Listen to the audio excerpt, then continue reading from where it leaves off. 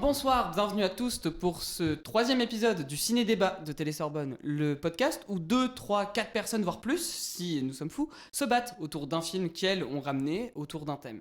Je suis Pierre et ravi de vous retrouver. Ce mois-ci, nous avons décidé de parler du thème des femmes au cinéma, qui a été retenu par notre équipe, composée de mon acolyte depuis toujours, Paul. Salut Paul. Salut. De Victoire, la déesse qui nous a ramené des croissants. Salut Victoire. Yo. Merci Victoire. Et enfin, notre présidente, Carla. Salut Carla. Salut. Et comme elle est présente, nous pouvons faire un acte de piraterie et nous décidons de changer le nom. Youhou. Le ciné-débat devient C'est quoi ton film ? Attention, cet épisode contient des spoilers. Si vous n'avez pas vu les films et que vous voulez ne rien savoir de leurs intrigues, nous vous invitons à arrêter le podcast maintenant, à les regarder et à revenir ensuite. Si vous les avez déjà vus ou que vous vous en fichez, bon épisode. Alors, Paul, c'est quoi ton film ce mois-ci ? C'est Grave de Julia Ducournau. Et toi, c'est quoi ton film, Victoire ? Moi, c'est Thelma de Joachim Trier. Oh putain, elle s'appelle comment la réelle de Shiva Baby? Attends, je l'ai. Emma Seligman. Anna Seligman. Emma Seligman. Et moi, c'est Shiva Baby de Emma Seligman qui est sur Mubi. Ouais. Mubi. Et d'ailleurs, c'est hyper drôle parce qu'en fait, on a déjà enregistré cet épisode une fois et c'est juste qu'en fait, on a perdu les rushs donc on est obligé de le réenregistrer. Et le seul film qu'on a réussi à garder, enfin, les seuls débats sur le film qu'on a réussi à garder, c'est Shiva Baby. Enfin, c'est drôle, Ouais. c'est un peu bancal quand même. Ouais, c'est un peu. Enfin, en vrai, là, on rigole, mais l'autre On est fois, un peu- on Non, rigolait pas Là, trop. je suis mort à l'intérieur. Il y a le Somme qui parle. Le Somme va parler tout l'épisode. Je tiens aussi à préciser que l'épisode est sponsorisé par La Fatigue. On commence tout de suite. C'est quoi ton film ? Avec le film de Paul, Grave, de Julia Ducournau, sorti en Ouais. 2016.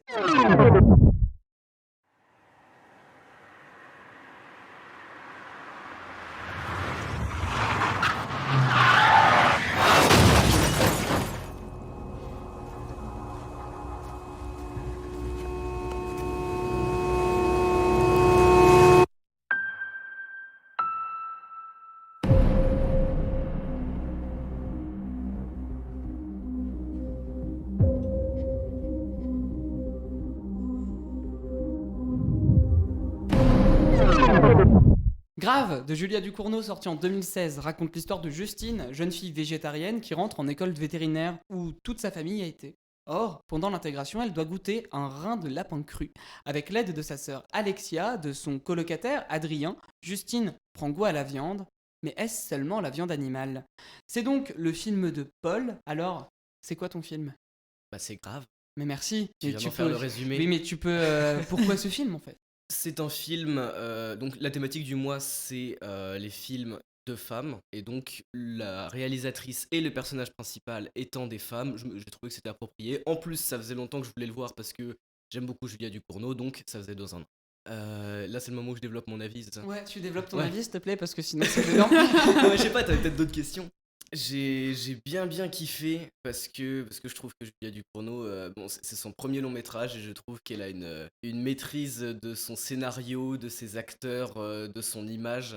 Et ce que je trouve vraiment impressionnant, c'est sa capacité à traiter de manière très réaliste des trucs qui sortent complètement de l'ordinaire et avec des petits détails qui nous prennent toujours par surprise. Là, est-ce que j'ai un exemple en tête ? Non, c'est dommage. Mais ça me reviendra pendant le... En vrai, bah, t'as dit le mot ordinaire, moi ça me fait penser à une petite citation que je vais vous lire tout de suite. Les rêves et les films qui comptent pour nous révèlent combien notre ordinaire nous est obscur en faisant apparaître l'étrangeté de notre quotidien. C'est Élise Domenac et c'est une universitaire qui travaille sur le scepticisme au cinéma et du coup son ouvrage c'est l'expression du scepticisme au cinéma. Ok. Sur les films de Stanley Cavell et tout. Et en gros, je trouve que dans le film de Julia Ducournau, ce qui est intéressant, c'est qu'au final, le personnage de Garance Marillier, c'est une jeune fille à laquelle n'importe quelle jeune fille peut s'identifier au début, parce que, enfin voilà, elle souffre de bizutage, on la rend vachement humaine, on voit un peu son quotidien avec sa famille, l'intégration à l'école, etc.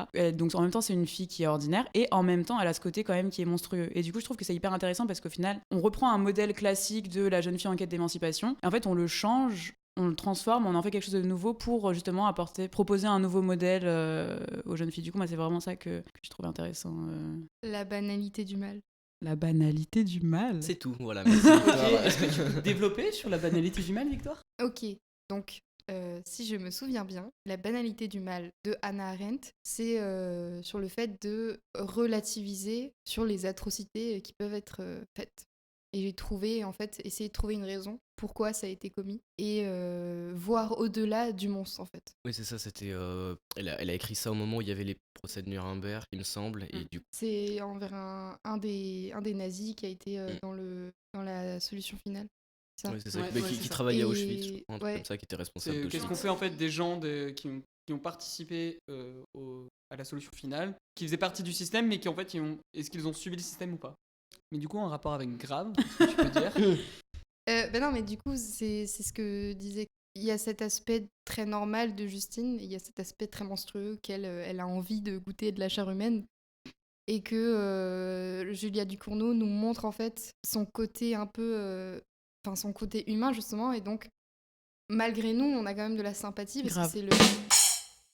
J'ai même pas fait exprès. Oh, J'ai wow. même pas fait exprès. Waouh! Mais du coup, vu qu'on a de la sympathie pour elle, on s'identifie à elle et moi je me suis vraiment mise dans la peau d'un cannibale. En gros, il y a une scène où elle se fait bisuter et on la pousse, on lui met de la peinture jaune, je crois, Oui. sur le corps et on la pousse dans la salle de bain. Il y a Oui, un la mec qui est peinture en bleue. bleu. C'est, Peinture bleue et le ouais, mec, faut il qu'ils est deviennent verts, jaune. je crois. Ouais, Ok, c'est ça, et bon, vous bref. sortirez On que s'en quand fout, vous mais- serez Il y a- tous les deux verts, un truc comme ça. Ouais, Ouais, c'est ça. voilà, et Voilà. du coup ils Ils doivent sont se tout verts, frotter l'un Ils doivent à se l'autre et pécho, tout, quoi, ils doivent en se gros. pécho et tout. Et au début, comment il s'appelle le personnage de Garance Marillier, j'ai oublié. Justine. Justine, voilà. Partout, Et- tout le temps, c'est Justine. C'est pas Oui, compliqué. j'avoue, c'est vrai. Justine. Et au début, Justine, elle est en mode non, je veux pas et tout. Et à un moment, je sais pas, genre il se passe un truc, il commence à se pécho, mais en fait, non, elle veut toujours pas. Et du coup, pour se défendre, elle lui bouffe la lèvre. Et je me rappelle la satisfaction quand elle lui bouffe la lèvre. J'étais en mode yes! Bref, mais du coup, dans la vie de tous les jours, jamais tu as de la sympathie pour un cannibale. Et c'est ça qui est fort avec le cinéma, c'est qu'au final, tu t'attaches grave à ce personnage. Et à travers elle, tu vis des expériences que tu vivrais pas normalement, quoi. Bah, en fait, ce que je trouve intéressant avec Grave, c'est que la violence est là. En fait, la violence, elle a un sens dans le cinéma de Ducournau, et le premier sens que je vois dedans, c'est la violence comme découverte de soi. La violence, elle est extrême dans le film, c'est-à-dire qu'il y a la scène du doigt où elle est en train de vraiment, elle prend beaucoup de plaisir à manger ce doigt qui est quand même le doigt de sa sœur. Il y a aussi la scène des cheveux où la caméra est vraiment très proche de Justine, elle est en train de vomir ses cheveux, presque en plan séquence. Et donc la caméra de Ducournau dans Grave et encore plus dans Titane, et déjà dans Junior, son court-métrage avant Grave, en fait, bah, la caméra est vraiment voyeuse et montre en fait les changements du corps. L'allergie, c'est comme une mue de serpent finalement dans Grave, qui est repris déjà en fait de Junior, où la peau, l'épiderme, qui passionne vraiment Ducournau, c'est cette idée de par le changement du corps, je change intérieurement. Elle a vraiment en tête cette idée de Kalos Kagatos, quoi, beau et bon. Bah, chez Julia Ducournau, le Kalos Kagatos, c'est plutôt non, dès que mon corps change, ma morale change. Et c'est parce que le corps de Justine dans Grave change qu'elle devient cannibale. Et même avant de manger de l'homme, bah, elle a une morale qui est déjà assez douteuse, quoi. Parce que bah, la scène dans la cafette où elle dit non mais finalement violer un singe c'est comme violer un homme. Par rapport à tout le monde la regarde, c'est bah non, parce que l'animal n'a peut-être pas de conscience. Pour elle, c'est bah si, c'est la même chose, parce que l'animal et l'homme c'est pareil. Et c'est pour ça que dans sa tête, manger de l'homme, dès le début, ça semble être comme manger de l'animal. Et en plus, dans le fait que, dans la transformation de son végétarisme, c'est une évolution assez croissante. Elle commence par manger seulement le foie de lapin, donc l'intérieur, ensuite c'est le kebab, donc l'extérieur, la peau, et ensuite elle passe à la chair humaine. Donc il y a vraiment une perte finalement de l'innocence qui vient en grandissant. Et moi j'aime beaucoup ce plan. Le dernier plan de la scène de soirée, avant qu'il y ait la vidéo qui reviendra plus tard dans la diégèse du film, peluche d'agneau qui est pendue. L'innocence est pendue avec la découverte qu'elle a pendant le bizutage en fait. Du coup elle découvre vraiment son corps, mais par la violence de la caméra du Ducournau, c'est le spectateur aussi découvre finalement, et elle se découvre elle-même, une nouvelle morale. C'est déjà aussi ce qu'on peut voir avec le premier plan, hein, qui est une route droite, mais vraiment une route bien droite, mais un peu excentrée. Donc il y a déjà un problème, et en plus se passe un accident de voiture, donc presque comme si le film était le film avec Justine. C'est des problèmes qui arrivent. En fait, c'est le cinéma qui presque fait venir le changement dans le personnage. Et ça, je trouve ça assez fort. Et pour finir sur la violence comme découverte de soi, c'est aussi le personnage d'Adrien qui est un peu le rock de Justine pendant tout le film. Bah, par où est-ce qu'il est mangé ? Bah, par les jambes. Donc c'est un peu... voilà, en fait, finalement, ton rock, il est bancal et il y a juste en toi que tu peux trouver cette force d'avancer et de trouver. J'ai l'impression qu'il y a ça. Je suis pas sûr. T'as l'air dubitatif, Non, Carla. non, en même temps, j'étais en train de réfléchir, je me rappelais de la scène finale et tout, et j'arrive pas à me rappeler. Est-ce que c'est évident que c'est sa sœur qui l'a bouffé, le mec? Non, Ou est-ce c'est qu'il y a laissé une en ambiguïté? suspens. Il y a une ambiguïté, on Ok. sait pas. Enfin, elle se doute que c'est elle. Justine va dire que c'est elle, mais le spectateur, en fonction de ce qu'on a vu avant, c'est vrai qu'il y a une ambiguïté entre est-ce que c'est Justine ou Alexia. Bah, je me rappelle qu'il y a ce gros plan sur la serrure de la porte, et on se rappelle qu'elle avait dit mais non, t'inquiète, j'ai pas fermé la porte à clé, et que du coup, sa sœur avait accès à la chambre, et après, elle va en prison et tout, donc. Après, il y a une histoire de boucle aussi dans Grave. Et au début, Adrien, il montre le bâton. Et c'est avec ça qu'il a été tué, lui. Ah oui, j'avoue, j'avais À même la capté. Les fusils de Tchekhov, notre meilleur ami. Il y a une ambiguïté, mais dans l'histoire, enfin dans les faits, je pense que c'est sa sœur qui a commencé à bouffer Adrien. Et je pense elle y a participé parce qu'elle a quand même du sang sur la bouche quand elle Oui. se réveille et qu'elle a dormi avec lui. Mais ce qui est drôle, c'est qu'elle s'en souvient pas, quoi. Elles ont genre eu un blackout parce que je pense que dans cette nuit-là, elles ont perdu entre guillemets leur humanité d'être quelqu'un. Et en bouffant une autre personne en plus aussi importante à ses yeux. J'ai vu Grave du coup assez jeune, je crois que j'étais en 3e quand je l'ai vu, donc voilà. En fait, on en parlait la dernière fois, mais Juliette Ducournau, elle a créé un espèce de nouveau genre un peu, un cinéma qui ose quand même, et c'est ce que j'aime dans le cinéma, c'est les gens qui osent et qui vont jusqu'au bout de leurs pensées. La première fois du coup que j'ai vu Grave, en étant jeune un peu, je m'attendais pas du tout à ça et à la fin, j'ai même pas compris la subtilité de ça se transformait, enfin ça se transmettait de génération en génération Que chez par les la femmes. mère, voilà. C'est de génération de femme en femme avec le plan du père notamment, où tu te rends compte que la mère aussi le faisait, mais le père ne le fait pas à la mère. Donc c'est vraiment cette idée c'est une transmission de femme en femme dans ce cercle de sorcières. Hein, Oui, parce qu'en fait j'étais tellement choquée de tout ce que j'avais vu. Ouais. Je m'y attendais tellement pas parce que vraiment, faut savoir que j'étais juste en train de scroller sur la télé et je suis tombée sur Canal+, j'ai fait « Oh tiens, un film !» J'ai regardé et je sais pas, ce côté un peu maso, j'ai continué de regarder alors que je regardais des scènes un peu cheloues d'une meuf qui vomissait ses cheveux. Quand on a commencé à faire ce podcast et que j'ai vu que Grave était dans la liste des films, je me suis dit est-ce que je le revois ou alors est-ce que je garde l'image que j'ai eue de ce film quand je l'ai regardé assez jeune où là ça m'a carrément initié à un nouveau cinéma, donc il y a ce côté très grandiose du film Grave. Ou alors est-ce que je tente de le revoir et d'être un peu limite déçue. Donc ce matin je l'ai re-regardé, enfin je l'ai un peu checké, je n'ai pas regardé tout en entier mais j'ai regardé des scènes etc. C'est aussi bien de revoir des films en plus quand tu commences à faire des études de cinéma parce que tu as un nouvel œil aussi. Et donc là, j'ai capté des choses aussi que j'ai bien aimées, qui sont dès le début. Entre les histoires dans le film, il y a des plans d'ensemble. Et je trouve que ces plans d'ensemble qui sont dès la première séquence, c'est un plan d'ensemble. Quand sa sœur va à l'hôpital, il y a aussi un plan d'ensemble où elle marche comme ça dans la rue. Et je trouve que ces plans d'ensemble-là, ils amènent vraiment, en gros, l'univers du film. Et en fait, ils nous posent, nous, tout seuls, dans cet univers un peu hyper vaste, hyper grand. Et du coup, ça fait un peu peur, parce qu'on n'est plus avec les personnages, on est seuls comme ça. C'est comme si on était seuls dans un des éléments du film. Je pense que ça accentue justement le fait que ce film joue avec la réalité, mais qu'il joue avec le côté gore de la réalité, et qui crée de l'horreur avec du commun. Et je trouve qu'en plus des plans d'ensemble, du coup, les deux autres plans qui sont le plus marquants, c'est les deux plans où elle regarde la caméra. Un peu un regard à la Kubrick en plus, parce qu'elle baisse la tête et elle regarde vraiment droit dans les yeux. La première fois, c'est quand elle est dans la soirée, où il y a des néons rouges sur elle, et que ce plan vraiment évoque... Oui, dans la soirée, ouais. Elle est au fond elle est au fond, elle bouge la tête comme ça, elle est totalement en transe contre elle-même, etc. Et je trouve ça hyper flippant parce que tu te dis que là, elle a complètement pété les boulons et qu'elle a le mal en elle. Genre elle veut bouffer tous les gens parce qu'en plus, elle regarde quelqu'un qui est en train de lécher l'œil de quelqu'un d'autre. Oui, donc c'est vraiment le côté vicieux un peu malsain et la deuxième fois qu'elle fait ça, c'est quand elle mange son bras, quand elle est en train d'avoir un rapport sexuel avec Adrien. Je pense que c'est l'apogée en fait de tous les autres plans d'avant parce que là elle mélange désir qu'elle a pu avoir pour un désir amoureux, désir cannibale pour l'autre. Elle mélange tous les désirs qu'elle a eus et on va dire qu'elle se calme parce que maintenant, à cet instant précis, elle a pu acquérir tout. Bah moi, je relate pas mal à ce que tu dis quand tu dis que Julia Ducournau, elle t'a ouvert un nouvel univers. Parce qu'en vrai, moi, pareil, je l'ai vu genre il y a 2 ans. Avant, j'aimais bien les films de genre, mais c'était un peu un truc que je prenais pas au sérieux. On va faire une soirée, on va regarder Rec, on va manger des bonbons, on va rigoler entre potes, quoi. Et la première fois que j'ai entendu parler de Grave, c'était une de mes potes et elle me l'avait résumé c'est une meuf qui bouffe le doigt de sa sœur. Et du coup, j'étais en mode, ok, bon, encore un truc, pas le genre de film qui va te faire un choc ou qui va avoir un impact sur ce que tu penses du cinéma et du genre en général. Et en fait, quand je l'ai regardé, mais je me rappelle, j'étais grave choquée. Enfin, putain, faut vraiment que j'arrête d'utiliser ce mot parce que... Grave. mais d'ailleurs, je crois que c'est intéressant parce qu'elle a dit que... Enfin, j'avais lu dans une de ses interviews qu'en gros, elle a décidé d'appeler son film Grave parce qu'elle trouve que c'est un mot qu'on utilise beaucoup et qui a perdu de son sens. Et dans le film, elle le dit qu'une seule fois. Justine, Grave. Voilà, Adrien lui dit, est-ce que genre c'est juste un délire ou c'est plus grave que ça en parlant de son cannibalisme? Et elle dit genre c'est grave.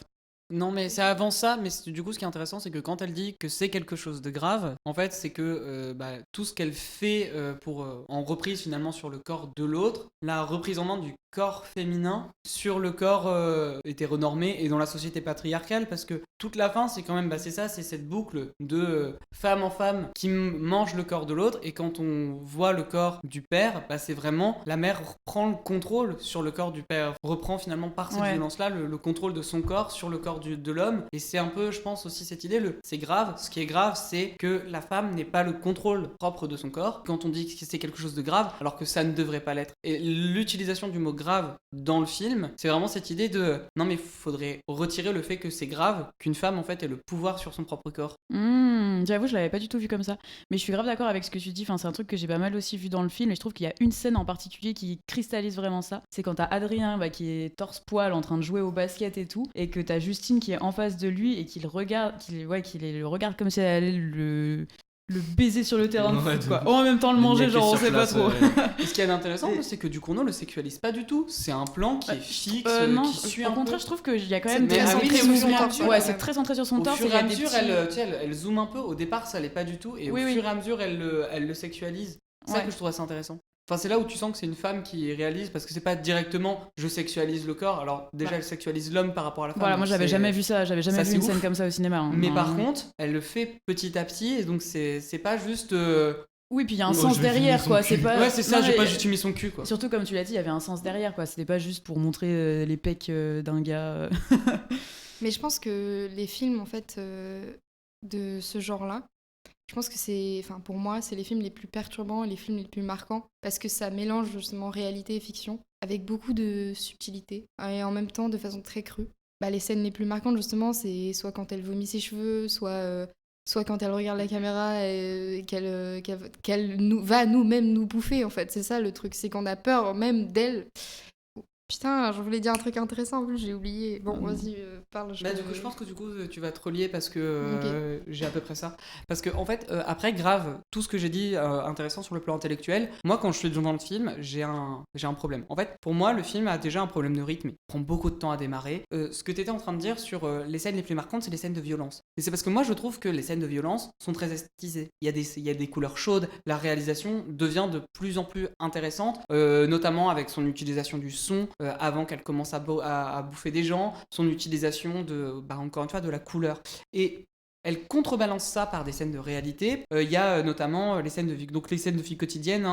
C'est en plus souvent les hommes qui font preuve de violence, notamment le prof qui va lui sortir un « Non mais je m'attendais à plus de vous, arrêtez de dire que Adrien a copié sur vous, nanana. » Tout ça parce que Adrien est un homme, elle est une femme. Bref, il y a cette idée de violence systémique. Mais en fait, pour moi, il y a aussi certaines femmes, pour montrer que la violence est vraiment systématisée à l'ensemble des personnes. C'est la deuxième année qui lui dit de baisser les yeux devant elle. En fait, pour moi, ce qui m'ennuie en fait devant le film, c'est que ces scènes-là sont réalisées en chant contre chant. Les couleurs sont beaucoup plus ternes parce qu'en fait, Ducournau a surtout envie de mettre en scène la violence et les scènes de violence crue. Il y a un yo-yo qui, moi, me fait sortir du film. Et Quand tu parlais du fait que t'as découvert Grave et que ça t'a fait rentrer dans le cinéma de genre, moi je rentre dans le cinéma de genre avec les films du début des années 2000. Donc avec Canal+, qui avait lancé des cinéastes comme Alexandre Aja avec Haute Tension, ou Martyr de Pascal Laugier. Et moi, Martyr, je le vois, j'ai 14 ans. C'est un film immonde, c'est un film horrible. On a fait un hors-série sur Xavier Dolan. Au début de ce film, Xavier Dolan se fait juste tuer comme une merde parce que c'est rigolo. Mais tu vois, moi en plus qui découvrais un peu le cinéma à ce moment-là, je fais c'est rigolo, Xavier Dolan meurt, tu continues le film. La violence est tellement radicale que moi je me retrouve devant Grave et je fais c'est dommage parce qu'elle a des idées de réa. En fait, elle veut tellement faire un propos politique sur son film que elle devient beaucoup moins radicale du coup dans sa violence. Parce qu'elle veut quand même que, j'ai l'impression qu'elle veut quand même que ce soit regardable. Oui, mais un film de genre n'est pas obligé d'être tout le temps hyper radical. Enfin, on a le droit de... Ouais, Moi, mais je trouve que c'est cette subtilité qui est intéressante, justement, CQFD, par rapport à ce qu'on disait au début sur le mélange entre... même ce que tu disais sur le mélange entre la réalité et la fiction, tu vois. Parce que du coup, moi, ce mélange entre scènes de vie quotidienne qui sont très ancrées dans le réel et la violence pure et dure, moi, ça me fait vraiment sortir du film. En fait, moi, je trouve que Ducournau a une envie de suresthétiser tout le temps tout ce qui se passe. Et c'est ce qui se passe dans Titane. Dans Titane, les 40 premières minutes qui sont brillantes et magiques, tout est suresthétisé. Chaque moment va être réfléchi en ok, comment la caméra devient un personnage.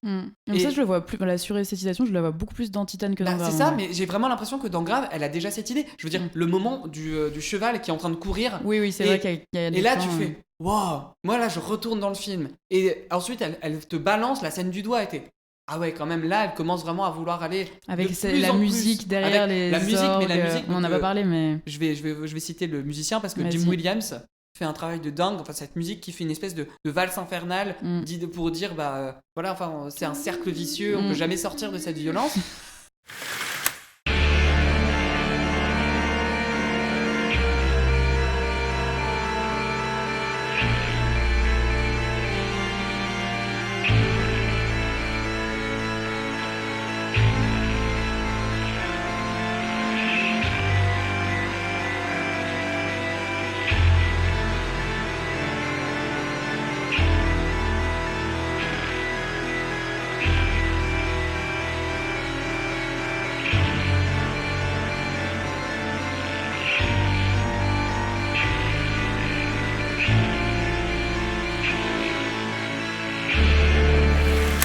Tout est assez intéressant.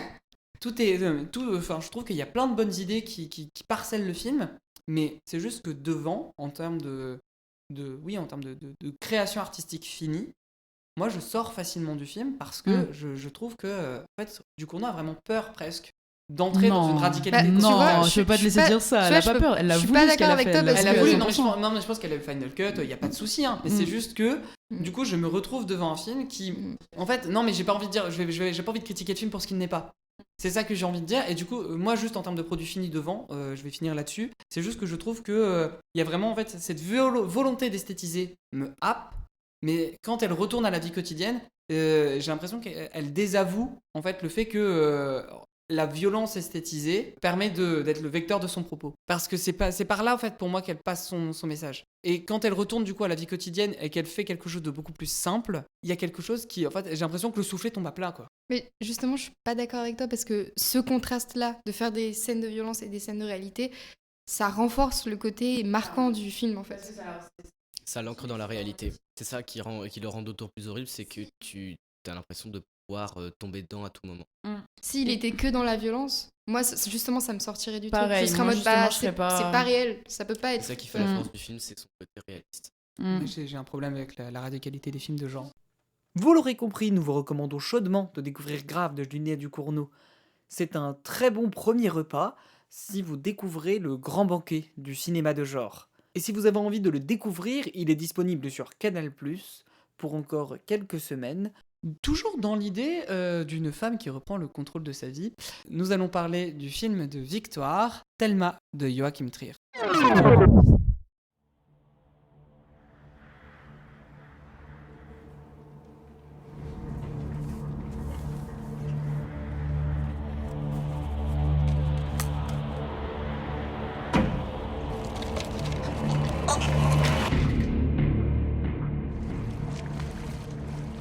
Går det bedre? Ja, det går mye bedre nå. Du ser at det kommer nye venner på Facebook-siden.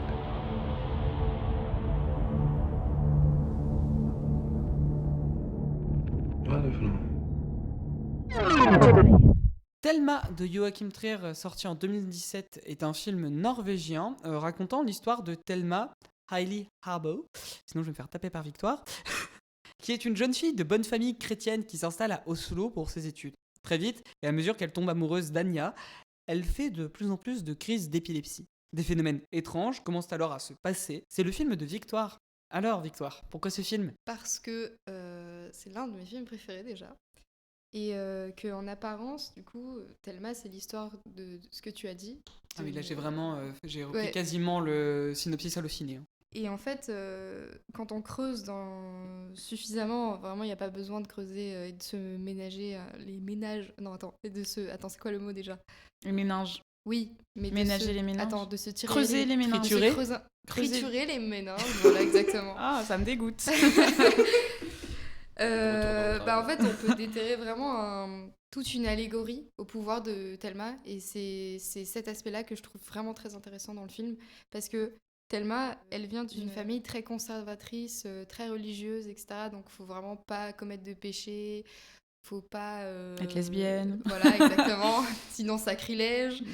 Quand elle sera amenée à avoir du désir pour Anya, ce sera vraiment le moment où elle sera tentée par le mal, où elle dévorera le serpent, littéralement, hein, parce qu'on s'en souvient de C'est la plus belle scène du film. Ouais, ce plan est incroyable. Elle est défoncée sur un canapé et elle s'imagine qu'elle pécho quelqu'un, non, et t'as un serpent qui vient la prendre au cou et qui rentre dans sa gorge. C'est sympa, on aime bien. C'est beau. Donc ça reprend ce côté biblique, elle sera soumise à la tentation. Au fur et à mesure que son désir grandit pour Anya, son pouvoir lui aussi devient de plus en plus puissant et de plus en plus incontrôlable. Et c'est même à l'arrivée en fait d'Anya dans la vie de Thelma que son pouvoir survient. Parce que la première scène où on voit un événement un peu surnaturel, c'est le moment où elle est dans la bibliothèque et qu'elle regarde Anya, et que là, du coup, il y a des corbeaux qui viennent s'affaler contre la fenêtre et qu'elle, elle a une crise d'épilepsie. Cet aspect en fait de ce pouvoir peut être retranscrit dans l'aspect des vices, le côté genre vicieux de Thelma. Mais bon, enfin, je dis côté vicieux, mais pour moi, c'est pas un côté vicieux. Mais en gros, c'est montré comme tel. Parce que, justement, vu qu'elle aimait une femme et fumer et boire, ça c'est mal, donc son pouvoir aussi retranscrit ses pensées malsaines, ses pensées jalouses, ses envies, en fait, qu'elle ne devrait pas avoir. Ce qu'on lui a appris à être mauvais. Oui, voilà, c'est les volontés, ces volontés qu'elle juge perverses. Son pouvoir, en fait, il les prend, il les retranscrit, et il les réalise en fait. Parce que quand elle est inconsciente, même quand elle rêve, eh bien, elle souhaite des choses. Et ces choses, en fait, le lendemain, elle se rend compte qu'elles sont arrivées. Donc en fait, Thelma, c'est une véritable victime de son pouvoir, puisqu'elle peut pas le contrôler. Et que, comme j'ai dit auparavant, on pense beaucoup de choses sans pour autant vouloir qu'elles arrivent. Et donc j'ai trouvé ça vraiment intéressant parce que du coup, son pouvoir, il cause les drames de sa vie, mais aussi il l'a aidé tout le long à prendre sur elle et à s'accepter soi-même. Et donc Joachim Trier. Joachim Trier. Normalement, tu devrais faire le Trier avec le Trier. R qui roule, tu vois. Allez, les études de suédois, ça m'aide. Ellie Vogt, non Eskelvogt. Eskelvogt. Eskelvogt. Qui a fait un film très bien d'ailleurs récemment. Innocent, allez le voir. Oui. Mais il passe plus en salle, je crois là. Ah merde, putain. Donc le réalisateur, il a parlé que ce film était un film sur l'oppression, sur le sentiment d'aliénation. Et justement, en fait, ce sentiment d'oppression, il est là à cause du pouvoir, depuis qu'elle est née d'ailleurs. Parce que, étant enfant, elle est jalouse de son frère. Vu que c'est un nourrisson, ses parents, ils ont vraiment toute son attention. Et donc elle, innocemment, vu que c'est une enfant, elle est jalouse. Et elle souhaite que son frère disparaisse pour avoir l'amour de ses parents. Et donc, je pense qu'elle le rêve, genre dans son rêve, elle fait ça. Et en fait, le lendemain, son père, il retrouve le corps du bébé sous un lac gelé, donc ce qui est horrible. Mais donc, ce qui renforce en fait la culpabilité déjà de Thelma, en plus qui vient s'intensifier ensuite avec sa mère qui peut plus survivre à ça et donc qui tente de se suicider mais qui réussit pas. Pour moi, l'oppression, elle vient pas de son pouvoir, elle vient du fait que sa famille lui cache qu'elle a un pouvoir et lui apprend jamais à s'en servir, à le contrôler, tu vois. Pour moi, c'est sa famille qui l'oppresse. C'est une oppression familiale et en Ouais. plus Oui, de de génération en l'oppression génération. spirituelle aussi, parce qu'il y a cette idée, c'est une famille chrétienne, Et l'oppression familiale, en plus, elle est montrée dans la scène du restaurant, où ils sont toujours au-dessus d'elle. Il la laisse jamais parler. Le contrôle des parents, il est suffisamment fort pour qu'il lui demande non, mais attends, t'as eu des nouveaux amis Facebook, dont Anya. Et le contrôle, il va jusque-là. Et au niveau du son aussi, à chaque fois qu'elle parle à ses parents, il y a une espèce bulle de- qui se enfin, crée. il y a une bulle qui se crée. Le son oppresse Thelma. Dès qu'elle va avoir une vision, le son va dire elle fait quelque chose qui va contre finalement le dogme qu'elle a appris. Non, mais justement, mais en fait, je suis d'accord, hein, je voulais juste dire la même chose. C'est juste qu'en gros, On t'a pas laissé le temps, on est désolé. Au début, le sentiment d'oppression, il est sur son pouvoir, mais c'est à la fin qu'elle se rend compte, en fait, que c'est pas le pouvoir qui est mal chez elle. C'est les idées qu'on lui a véhiculées dans sa vie sur ce qui est bien et sur ce qui est mal. Et en fait, si on lui avait dit dès le début ce qui était bien, que en gros, ce qu'elle pensait être mal était bien, bah son pouvoir n'aurait pas mal agi, en fait. C'est ça le truc. Ou même pas qu'on lui ait dit que ce qui était mal était bien, parce qu'au final, c'est toujours plus subtil que bien ou mal, mais juste qu'on lui laisse, qu'on lui donne toutes les clés pour comprendre et qu'on lui laisse faire sa vie sans être tout le temps derrière son dos, à l'appeler, à lui dire ce qu'elle doit faire, qui elle doit voir. Et...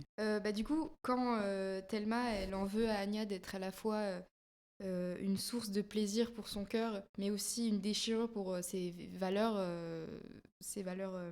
morales, et du coup, elle souhaite aussi que Anya disparaisse afin que son conflit intérieur s'arrête et qu'elle puisse en fait reprendre une vie dont elle a le contrôle, puisque là, depuis le début, elle a plus de contrôle sur sa vie. Je trouve ça intéressant, la scène où Anya disparaît aussi. Il y a ce côté où tu traites justement le surnaturel avec beaucoup de naturel et de réalisme. Comme justement, ça rejoint un peu Grave, où il y a ce côté grave d'avoir un pouvoir et que comment il serait exposé si ça arrivait vraiment dans la vie. Parce que je pense que dans les autres films où c'est surnaturel, il y a ce côté très fantasy où c'est plus géré avec la réalité. Mais en fait, Thelma reprend vraiment le fantastique au sens littéraire du terme. C'est dans un univers très réaliste, quelque chose de merveilleux, cauchemardesque, arrive. Ça revient au texte de Mérimée, comme la Vénus d'Île. Quand elle se rend compte qu'elle a forcé la disparition d'Anya, là, c'est le moment où elle s'abandonne à elle-même et elle retourne chez ses parents parce qu'elle sait plus quoi faire et que visiblement, vu qu'ils ont continué à l'éduquer et qu'ils ont continué à la voir, visiblement pour elle, c'était les seuls qui l'avaient acceptée en sachant qu'elle avait un pouvoir. Mais du coup, cette acceptation, en fait, on sait très bien qu'elle est fourbe parce que dès qu'elle arrive chez elle, il l'empoisonne. Il la drogue pour qu'elle devienne un véritable légume et qu'elle utilise pas son pouvoir, qu'elle fasse pas de mal autour d'elle. Qu'elle puisse plus être elle-même, en fait. Voilà, mais c'est à ce moment-là, je pense qu'elle se rend compte que c'est ses parents le souci et que c'est pas son pouvoir. Mais après, il y a aussi ce côté, parce que Thelma, en fait, on sait pas si à la fin, elle est fourbe, en fait. Elle peut être sournoise de maintenant créer une réalité, choisir les choses qu'elle veut dans sa vie, même à en tuer son père, etc. Tu vois. Même si la liberté qu'elle a pris de brûler son père sur une barque... Brûler son père dans l'eau. Ça, par contre, je trouve que c'est une des plus belles idées du film. C'est quand même surtout que je trouve très que satisfaisant à regarder. L'enfer n'est pas sous l'eau, l'enfer est au-dessus de l'eau. Non, mais moi j'allais dire aussi que cette dernière scène où elle brûle son père, je trouve qu'il y a presque un retournement de toutes les violences que les femmes ont subies, et notamment les sorcières qui avaient des pouvoirs avant et qui étaient brûlées sur la place publique parce que justement on considérait qu'elles forniquaient avec le diable parce qu'elles avaient des pouvoirs, quoi. Parce qu'elles avaient juste des idées politiques. Parce qu'elles avaient juste des idées politiques, que soit elles parlaient fort, qu'elles avaient une liberté sexuelle, que elles osaient dire ce qu'elles pensaient, qu'elles savaient se servir des plantes et qu'elles avaient des compétences médicales supérieures à celles des médecins de l'époque. Mais bref, je trouve vraiment cette scène intéressante du coup parce que t'as tout le côté oppression des femmes et là ça rejoint Grave aussi, c'est vraiment de génération en génération parce qu'on apprend que sa grand-mère elle était aussi à l'hôpital, qu'elle prenait beaucoup de médicaments aussi, elle a été transformée en légumes aussi dans cet hôpital. Et du coup on comprend que c'est aussi un truc qui se transmet de femme en femme dans la famille et donc elle à la fin elle brûle la personne qui est à l'origine de l'oppression. Je trouve ça hyper symbolique et en vrai c'est quand même elle brûle le père mais en même temps le symbole du patriarcat. Voilà. Et elle sauve la mère. Et elle sauve la mère, ouais. Et en fait, on comprend aussi. Et je trouve que c'est là où il y a un switch parce que certes, quand elle brûle son père, ça te fait en tant que spectateur, t'es en mode cool, mais en même temps un peu chaud.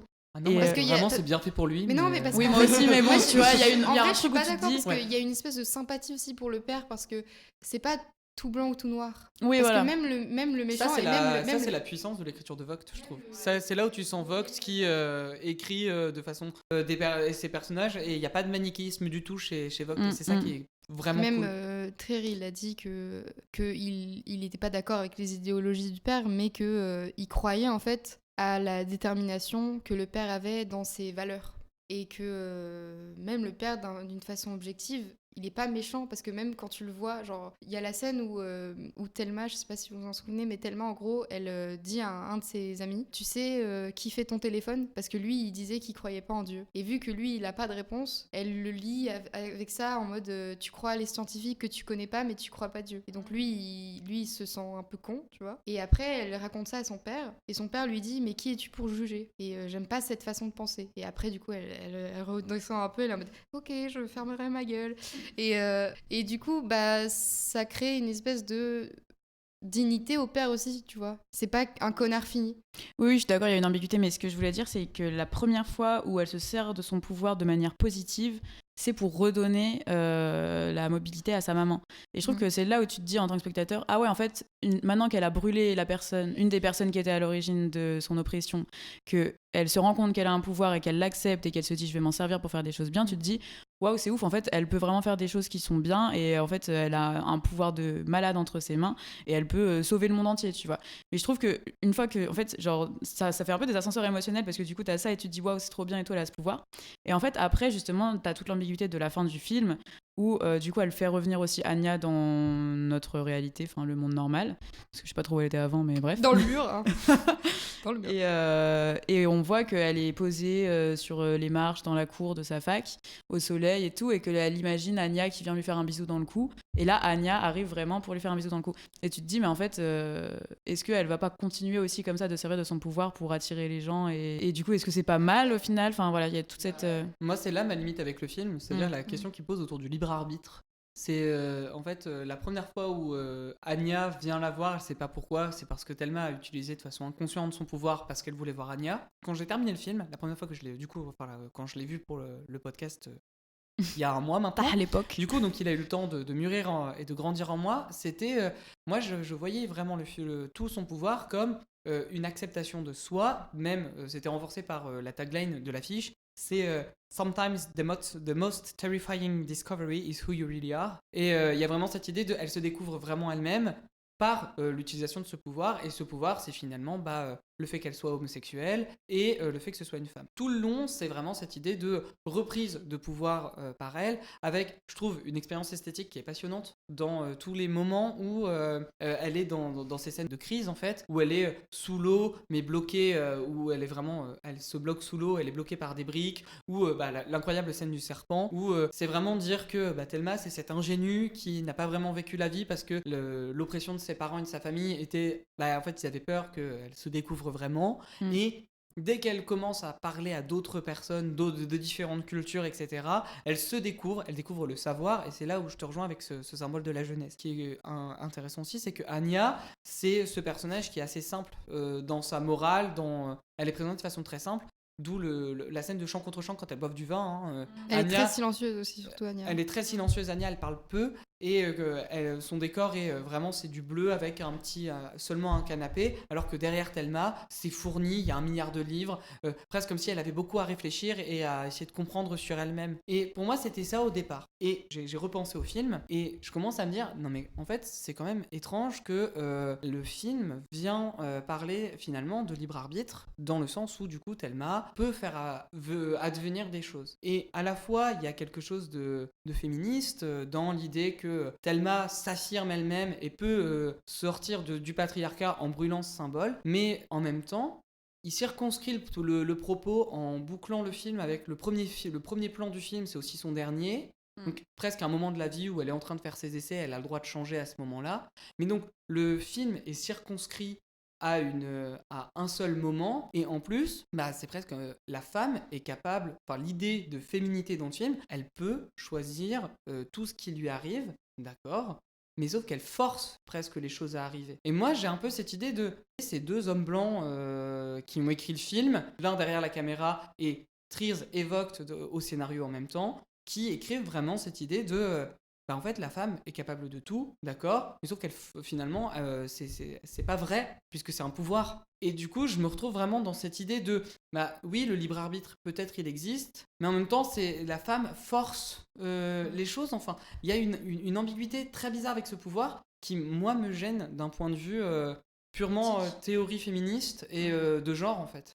Pourquoi ça pourrait pas être... Finalement, en fait, c'est pas son pouvoir, c'était la réalité depuis le début. Et c'est juste comme elle s'est acceptée, elle peut le faire. Pourquoi être obligée de dire finalement c'est par le pouvoir en fait?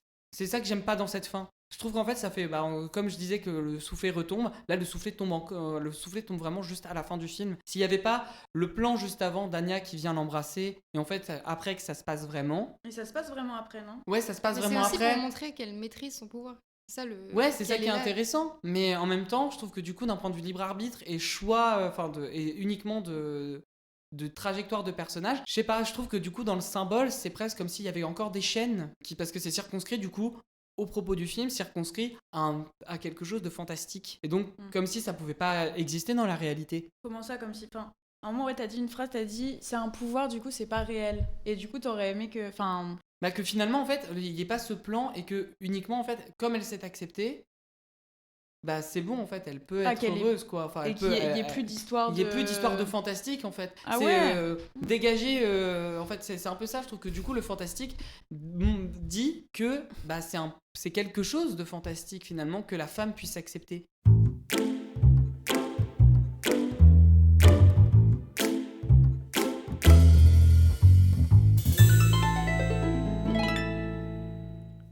Yo, c'est le Pierre du montage. En fait, je me suis rendu compte d'un truc. C'est que parler féminisme, quand on est un homme blanc, c'est peut-être pas la meilleure idée. Pour étoffer mon analyse, j'ai été poser la question à des femmes et des personnes non binaires qui sont intéressées par la question féministe et qui sont plus renseignées que moi. Du coup, j'ai soumis mon analyse à un ami non binaire qui m'a répondu que mon analyse est à double tranchant. Effectivement, montrer une femme qui s'émancipe dans la fiction, c'est montrer une femme qui ne s'émancipe que dans la fiction. Mais c'est aussi montrer que l'émancipation est envisageable et puissante. Ça crée des modèles qui influencent le réel en retour. Puis, le fantastique, c'est toujours un peu un miroir de notre réalité, et donc Thelma pourrait alors s'émanciper et montrer en fait un modèle d'émancipation pour la réalité dans le but de l'influencer. Donc, mon analyse est certainement à nuancer en fait. On m'a aussi répondu, toujours dans l'idée de nuancer mon analyse, que à la fin du film, j'ai donc parlé du fait que c'était une boucle et donc que c'était presque comme si elle ne pouvait pas sortir de ce schéma. Et en fait non, ça peut aussi être dans l'idée de répondre que le personnage n'est pas non plus complètement déconstruit, n'a pas complètement abandonné les dogmes qu'elles lui ont enseignés, et donc elle rentre dans un nouveau schéma, elle prend un nouveau départ. Le départ, au départ, elle était très dogmatisée, elle s'est déconstruite pendant le récit, et donc elle a pu s'accepter en tant que femme LGBT, et donc à la fin du film, c'est un renouveau, un nouveau départ pour elle. Voilà, c'est tout ce que j'avais à dire, pour aussi rappeler qu'une analyse de film, ça change avec le temps, que le film peut grandir en nous, qu'il peut changer en fonction de ce que l'on voit, de ce que l'on pense, de ce que l'on lit. Il faut prendre nos avis pour les remettre en question. C'est ce que je viens de faire, notamment autour de la question féministe, puisque je ne suis pas un spécialiste de cette question. J'ai donc préféré demander à des gens un peu plus cultivés que moi sur le sujet. Je redonne la parole au Pierre qui parlait, maintenant.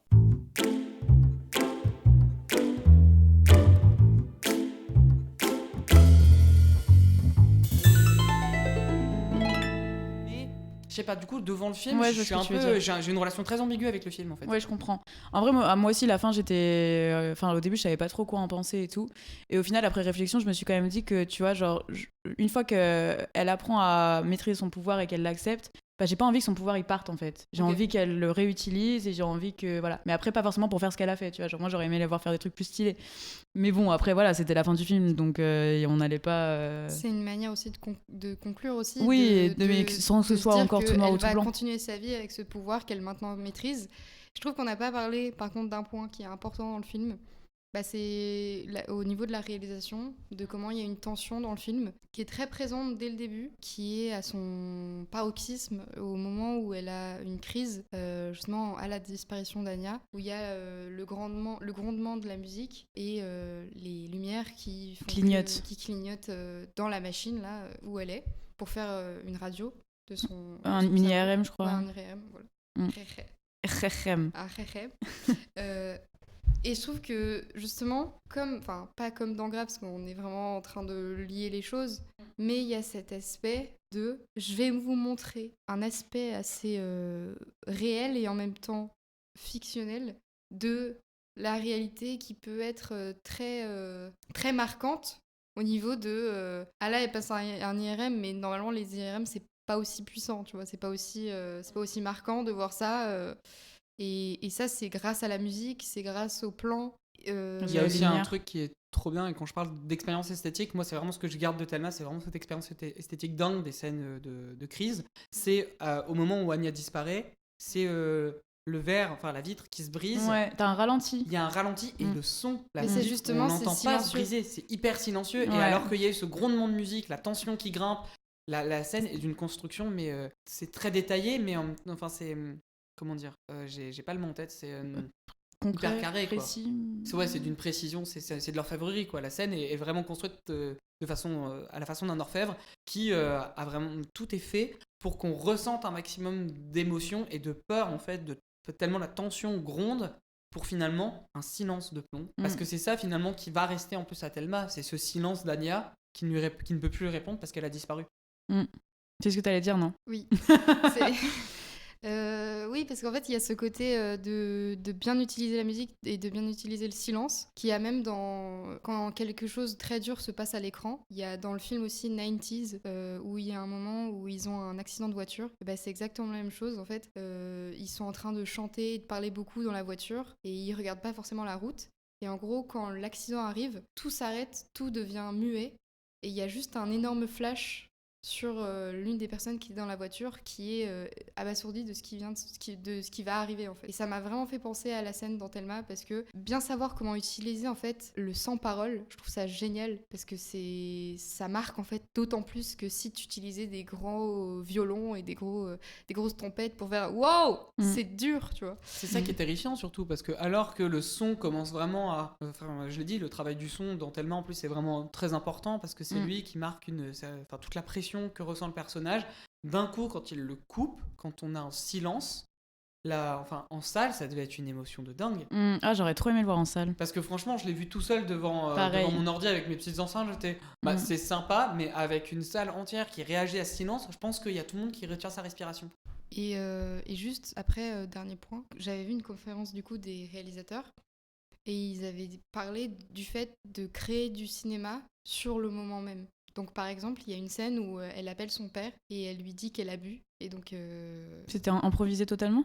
En fait, au début, c'était le script et puis ça a fini totalement une improvisation et ils ont continué, en fait, le réalisateur a continué à filmer et parce qu'il a vu que ça créait quelque chose, tu vois. Et c'est surtout que pendant l'appel, en fait, elle l'appelle parce qu'elle a bu du vin. Mais c'est en réalité parce qu'elle a embrassé Anya et qu'elle se sent très très mal pour ça. Et donc il la rassure, il fait c'est pas grave, tu le referas plus et voilà quoi. Et elle, il y a toute cette tout cet implicite derrière qui est de je te cache en fait aux yeux de Dieu que je suis pas celle que tu crois, tu vois. Et je trouve ça intéressant de mêler ça à l'improvisation parce que du coup ça renforce le côté réel et de fiction. Vous l'aurez compris, Thelma est un film que l'on vous recommande chaudement. Si Paul n'a pas parlé pour ce film, c'est qu'il n'a pas eu le temps de voir le film pour le podcast. Et oui. Tout de suite, on retourne dans le passé et Paul ne parlera toujours pas parce qu'il n'avait pas eu le temps de voir le film déjà à l'époque. Et j'étais malade, donc j'aurais le nez bouché. Allez On vous parle tout de suite, mais dans le passé, de Shiva Baby de Emma Seligman, sorti sur Mubi, qu'on aime énormément. On adore. Merci Mubi. She was so full of life. She lost so much weight. You think she has an eating disorder? I'm vegetarian. You look like Gwyneth Paltrow on food stamps. Oh my God. No funny business with Maya. You kids know each other.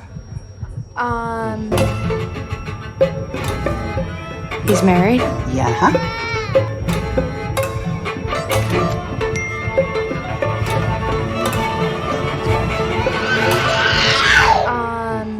Yeah.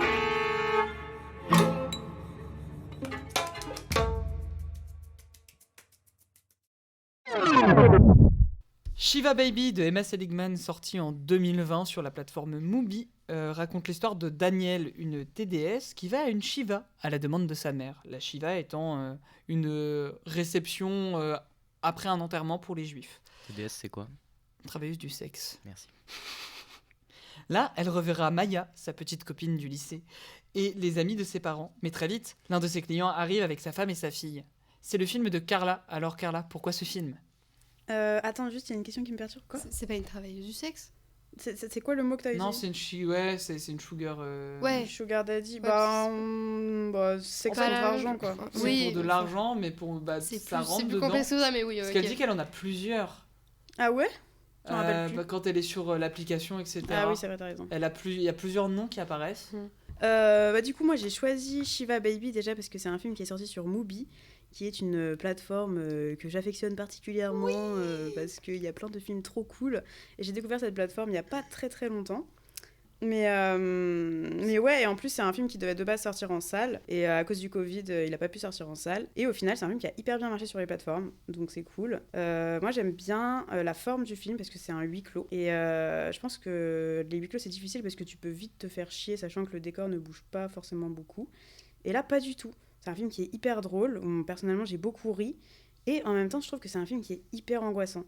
Il y a vraiment des scènes où tu te mets dans la peau du personnage qui est quand même dans une situation assez compliquée. Ouais, Danielle, elle se retrouve vraiment dans une situation complexe parce que du coup, comme tu disais, elle a un sugar daddy qui s'appelle Max. Et ses parents ne savent pas que c'est ce qu'elle fait. Ils pensent qu'elle fait ses études et tout. Elle est un peu perdue dans sa tête. Et en fait, elle arrive à cette Shiva et d'un coup, il y a Max qui débarque alors qu'elle s'y attendait pas du tout. Et en fait, ses parents la connaissent. Et il me semble que la réal, elle avait fait un court-métrage avant avec la même actrice. Et le court-métrage est un peu moins malaisant parce que justement, il n'y a pas cette proximité entre son sugar daddy et ses parents. En fait, le court-métrage, c'est le prototype du long. Qui est Shiva Baby. Et du coup, il y a vraiment une proximité qui se crée entre Max et ses parents et qui invite en fait Danielle dans la discussion avec ses parents. Et du coup, elle est vraiment perdue entre les milieux et voilà. Et en fait, par rapport à la thématique, les films et les femmes, moi je trouvais que c'était un film qui pouvait correspondre et qui était intéressant parce que je trouve qu'on se met vraiment dans la peau du personnage. Même la caméra est toujours on la suit tout le temps en fait partout où elle va. Et même au niveau visuellement et dans les sonorités, je trouve qu'on ressent vraiment tout ce que ressent le personnage. Et c'est pour ça que peut-être que il peut y avoir un côté un peu expérimental, ce que Pierre disait, parce que lui il a vraiment perçu comme un film expérimental, mais il nous en parlera après. ouais, je vais revenir là-dessus du coup. Mais oui, voilà, donc je trouvais que c'était un film qui était intéressant par rapport à la thématique. Moi, c'est un film que j'ai bien aimé, que j'ai trouvé, j'allais dire léger, je sais pas si au final c'est le mot. Bah, à la fin, on peut quand même voir une sorte de feel-good movie. Hein. Ouais, t'as passé un bon moment. Ouais, c'est un bon moment, même s'il y a un certain côté malaisant. Il y a quand même à la fin du film, t'es content de l'avoir vu, c'était un moment hyper sympa. Et je trouve, du coup, au final, ce film, il rejoint aussi en vrai ce dont on a parlé avant, parce que je trouve que t'as un peu peut-être un mélange des genres, parce que t'as la comédie, mais t'as aussi ce truc, ce côté, angoissant. Ah oui, les dialogues, j'ai kiffé les dialogues. Je trouve que vraiment les dialogues c'est hyper bien écrit, c'est hyper marrant. Et l'actrice joue très bien. Pour la petite anecdote, l'actrice et la réalisatrice, comme l'actrice jouait déjà dans le court-métrage, elles sont devenues meilleures amies aujourd'hui. Oh, et elles ont vraiment travaillé ensemble du coup sur la création du personnage pour le long et je trouve ça très très mignon. C'est ça, le cinéma, c'est des rencontres, c'est de l'amour, c'est du partage. Non mais voilà, donc si jamais vous voulez aller voir le film sur Mubi, allez-y, disponible en VOD. Et du coup, mes camarades, qu'en avez-vous pensé de Shiva Baby ? Là, on est trois à avoir vu le film. Ça super. On est trois à avoir vu le film, donc Paul ne peut pas parler. Ça fait 2 films qu'il peut pas parler parce qu'il a eu la flemme. Enfin, la quoi, pardon, manque de temps. Ouais, je préfère. La flemme. Mais non. Du coup, Victoire, t'en as pensé quoi ? Je vais pas mentir, j'ai regardé du coup ce film hier soir. On est deux. Bah, c'est vrai, je m'attendais pas vraiment à ça. J'avais regardé du coup la bande-annonce quand le film était sorti, donc ça fait longtemps. Et je me souvenais... En fait, c'est vraiment la musique du début qui m'avait marquée.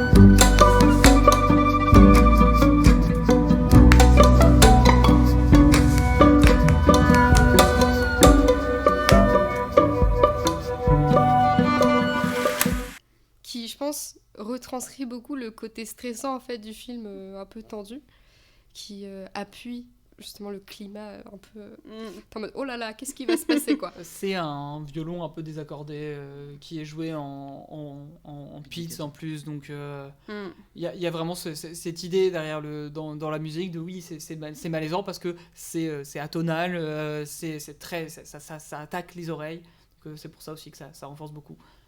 Ouais, et surtout je savais pas du tout de quoi ça parlait. Et je m'attendais pas vraiment à ce film, en fait. C'est un peu what the fuck, l'histoire, quand même. Voilà, c'est ça. Je m'attendais pas à ce que ça fasse la thématique du sugar daddy, etc. Et surtout la première scène, où c'est une scène de sexe. Et je l'ai vraiment regardé sur mon PC. Il était minuit, tout le monde dormait, et j'avais le son à fond. Surtout que ça commence, du coup, avec les cris. Je me dis, oh là là, on va se calmer. Et oui, je trouve justement que l'idée de son point de vue, retranscrire, en fait, le stress, l'angoisse, en plus surtout de cette situation-là. C'est rare au cinéma d'entrer vraiment dans les pensées en fait de quelqu'un et de ressentir fois 1000 ce qu'elle est en train de ressentir et à vrai dire en fait ce qu'on est vraiment en train de ressentir dans la réalité. Parce que quand on dit on est stressé, mais personne s'imagine qu'à tel point les sentiments qu'on ressent. Donc c'était vachement intéressant. Et l'idée de ce huis clos. Après, je sais pas si c'est pour tous les huis clos, mais ce que j'aime bien dans ce film, c'est qu'il y a beaucoup de non-dits et il y a beaucoup de hors-champ. Il y a beaucoup d'histoires qui se passent derrière. Donc ça crée tout un univers, toute une profondeur.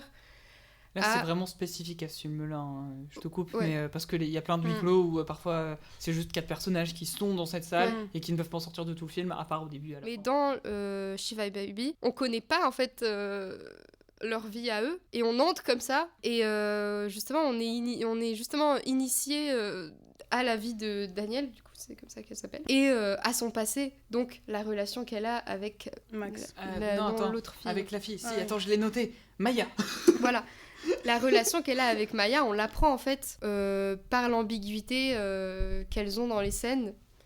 Au début, on voit juste en fait une altercation, on croit juste qu'elles sont qu'elles se détestent parce que elles sont jalouses l'une de l'autre, mais en fait pas du tout, c'est parce que l'autre est encore amoureuse de l'autre.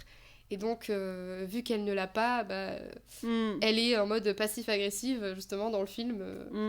Et c'est justement ça, j'ai trouvé ça intéressant, parce que elle a des scènes où elle est cruelle avec elle, puis direct après, quand elle est mal, elle est là en mode « Ah, ça C'est va, ça. désolée. Ouais, genre t'as l'impression, enfin j'allais dire un triangle amoureux, mais non, c'est plus un angle amoureux au final, parce qu'il n'y a aucun lien entre Max et Maya. On a l'impression que presque elle est contente de voir qu'il y a une autre personne qui lui signifie un peu d'amour et d'affection, et du coup elle va un peu se retourner vers ça, par opposition à la relation qu'elle peut avoir avec Max, où pour le coup on a l'impression que d'un coup il est un peu désintéressé, ou qu'il assume pas trop ce qui se passe, quoi. Après, quand j'ai fini le film, j'ai re-regardé le début, mais j'ai vraiment l'impression que Danielle, elle éprouve aucun sentiment pour Max et qu'elle fait juste ça pour la thune. Parce que dans la séquence du début, lui, il essaye d'être tactile avec elle et elle est tactile aussi, mais tu sens une réticence derrière. Et avec Maya, c'est totalement l'inverse. En fait, elle se livre vraiment quand elle s'embrasse, etc.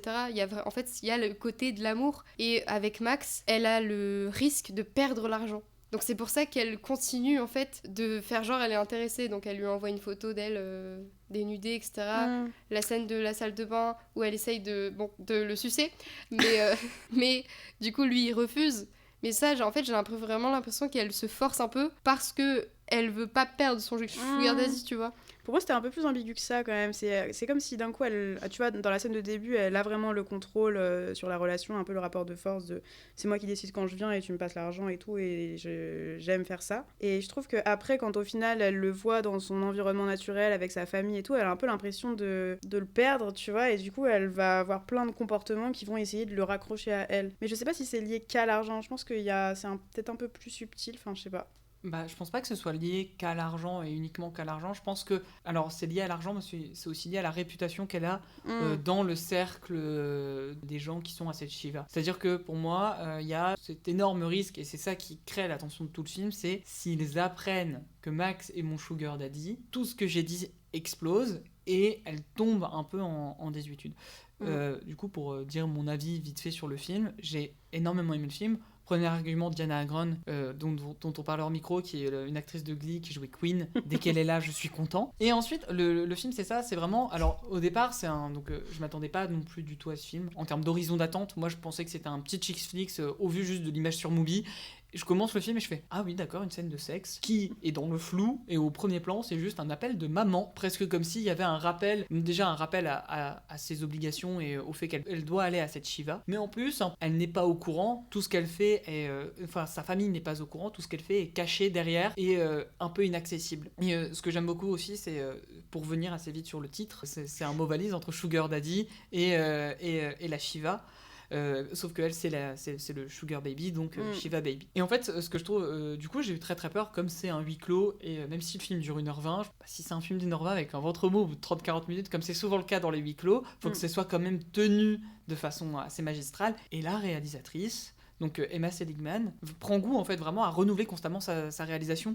C'est-à-dire que au départ, elle fait un truc très très sobre, chant contre chant, ou juste en tant que spectateur, moi j'ai vraiment pris un plaisir monstre à être un peu comme la mère de Maya avec sa copine, à critiquer, à juger tout ce qui se passe.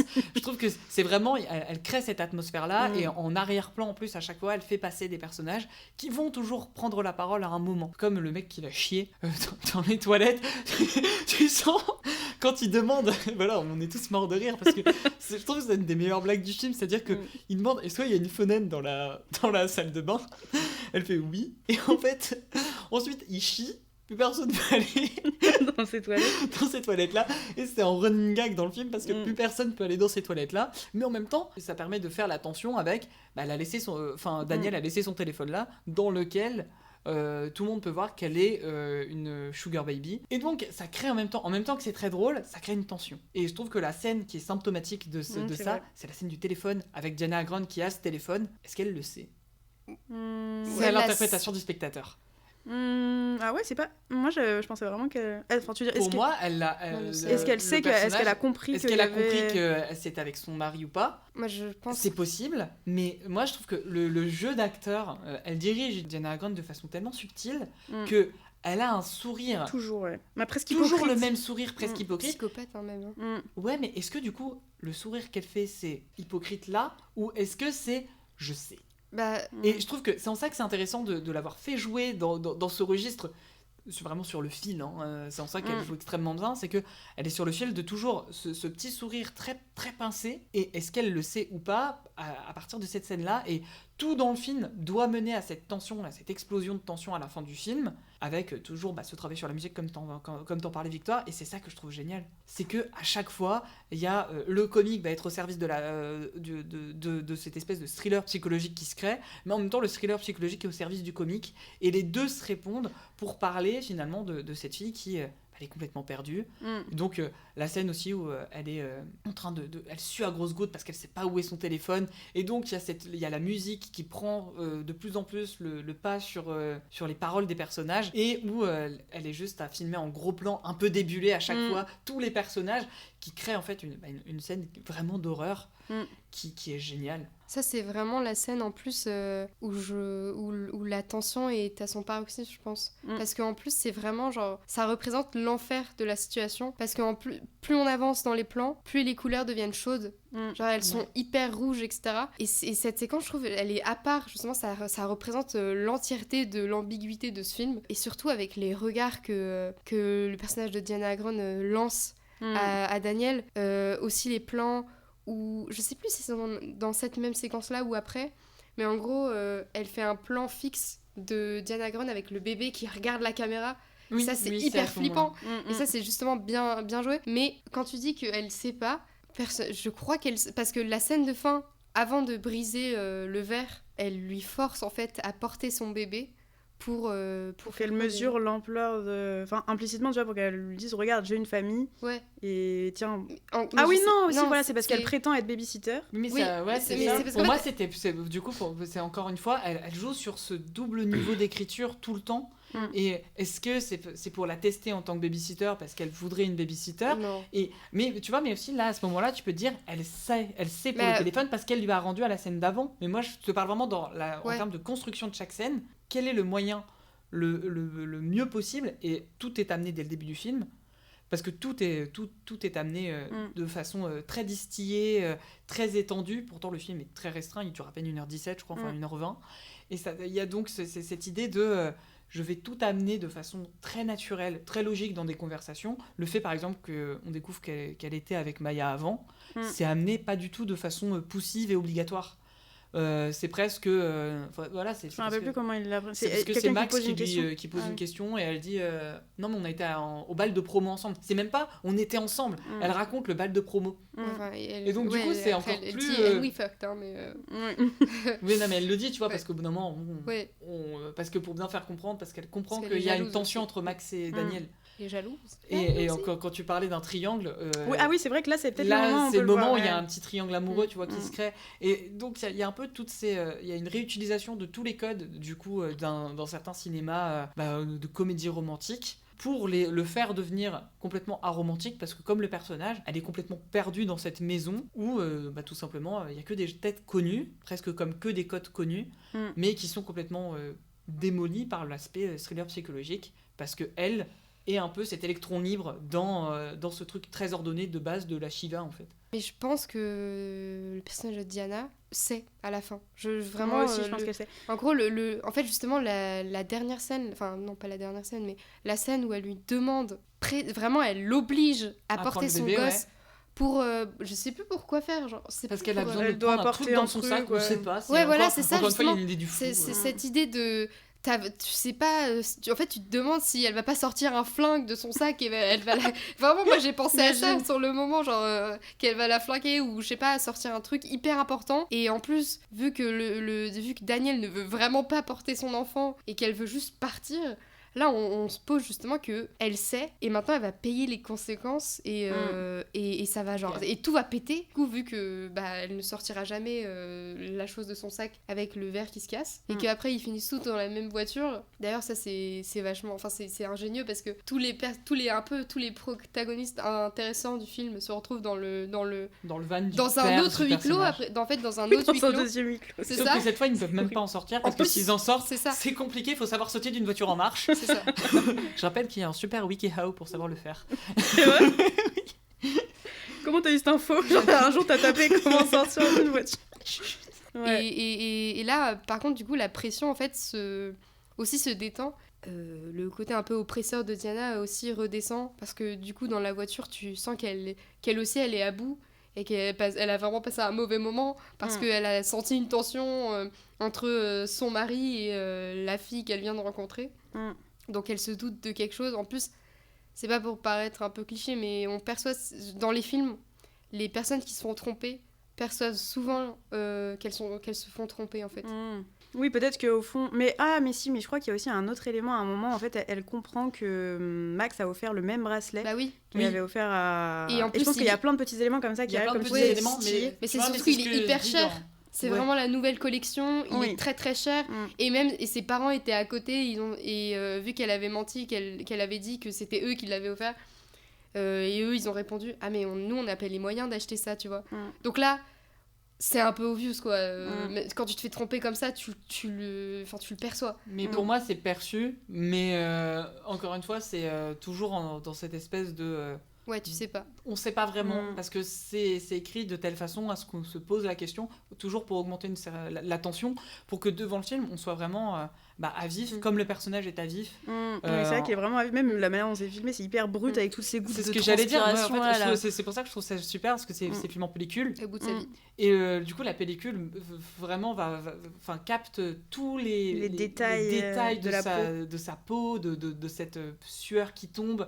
Et donc, il y a vraiment... ça devient de plus en plus sale au fur et à mesure du film. Ils sont de plus en plus en sueur parce qu'ils sont de plus en plus fatigués. La tache de café, en plus, elle se dégrade. Avec son collant troué, elle a une blessure à la cuisse. Elle se dégrade au fur et à mesure du film, comme elle se serait dégradée moralement parce qu'elle était une sugar baby, quoi. Mais par rapport à sa famille, par rapport à la vision de la famille. Oui, bien sûr. Du coup, le triangle amoureux... Le triangle amoureux, je trouve justement qui disparaît en fait à la fin du film et au fil du film, il est un peu épuré parce que la fin, c'est quand même Maya et Daniel qui se regardent et qui se sourient et qui se prennent la main.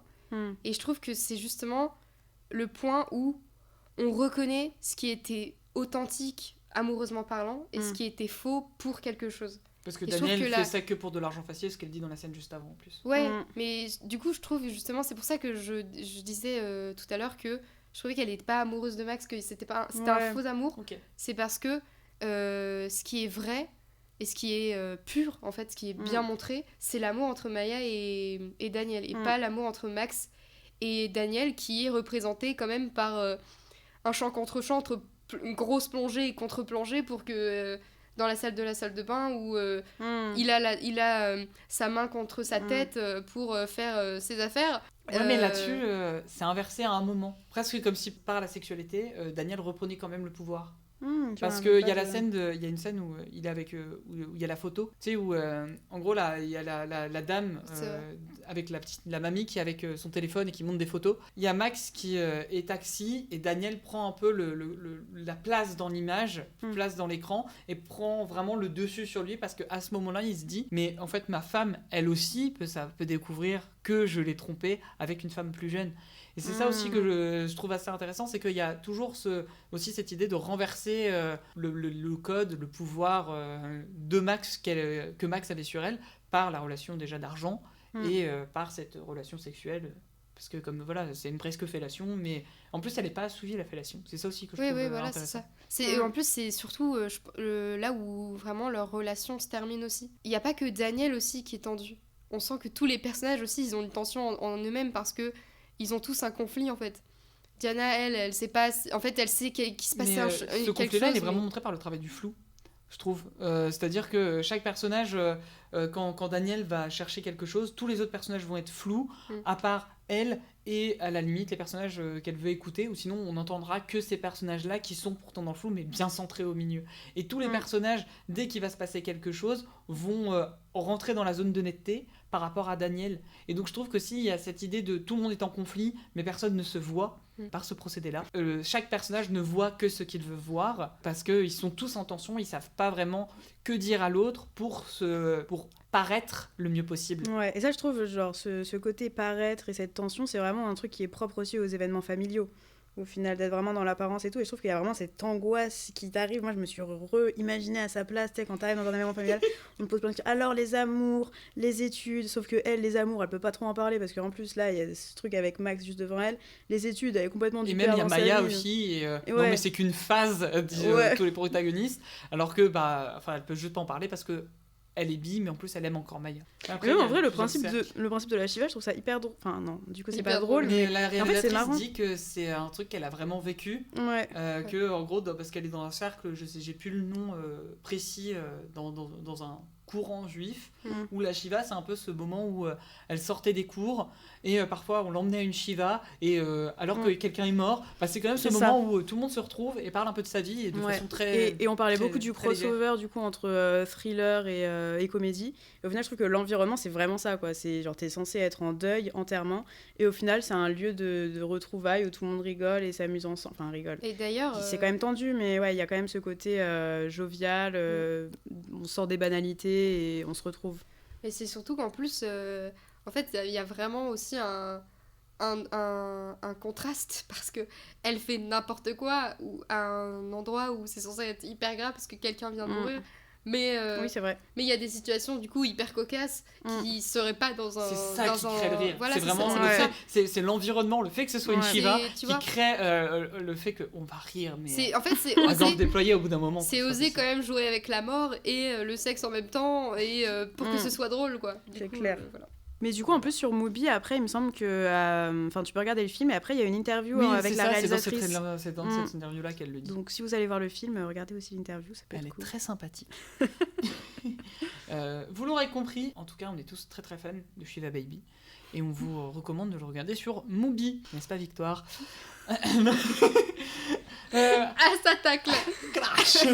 Ah, le string, il est tendu. Tout de suite... Ah oui, c'est vrai qu'il fallait qu'elle le dise, ça. Ah oui, c'est vrai. Voilà, redis-le, Victoire. Le string est tendu. Ça va rester au montage, ça va être magnifique. Tout de suite, toujours dans l'idée de parler de tromperie, de Bigamist, d'Ida Lupino. The Bigamist. Oh, that was a wonderful picture. Did you see it? Harris Graham. Harry. Harry's so Graham. Good night.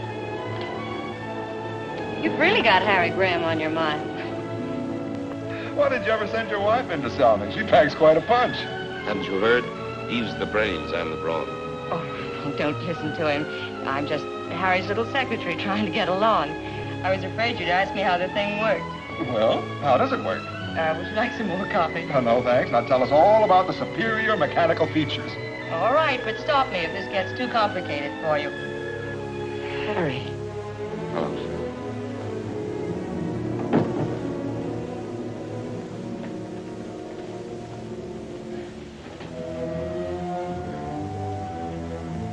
What's the trouble? Nothing. It's good to see you again. The bigamist!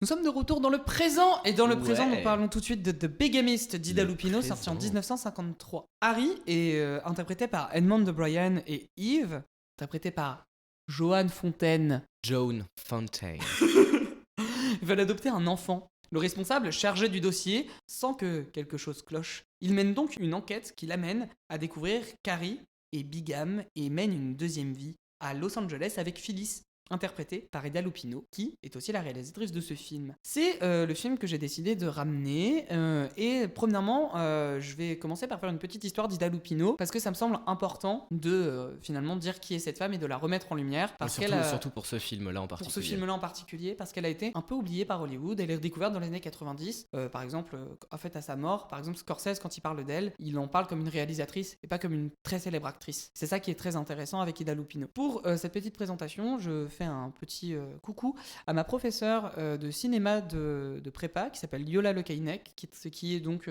chercheuse à l'université de Rennes 2 et qui a fait tout ce travail de remettre en lumière Ida Lupino. Elle est en train d'écrire un livre sur elle qui s'appelle Ida Lupino on Tour, qui finalement le livre de la redécouverte en salle par des gens d'Ida Lupino. Issue d'une dynastie de théâtre anglais, Ida Lupino part en 1934 à Hollywood, elle a seulement 15 ans, et signe un contrat avec la Paramount. Elle arrive pour jouer Alice, mais la production la voit plus comme l'ingenue with dark intensity. Elle est assimilée à l'image de John Harlow parce qu'elle est blonde, et en arrivant, elle est relookée. Elle perd sa propre identité. L'identité d'Ida Lupino n'existe pas, les studios font d'elle ce qu'ils veulent. En 1937, elle a 19 ans, elle quitte la Paramount, et elle travaille à la radio pendant 18 mois. Elle revient au cinéma avec ses cheveux, son image en 1939, où elle prend 4 rôles en artiste indépendante, dans lequel elle recherche finalement qui elle est. Elle signe ensuite en 1940 un contrat avec la Warner, où elle donne 7 ans de sa vie au studio. Elle tourne avec Raoul Walsh 4 films, dont il dira qu'elle a été l'actrice avec laquelle il a préféré travailler. C'est High Sierra en 1941,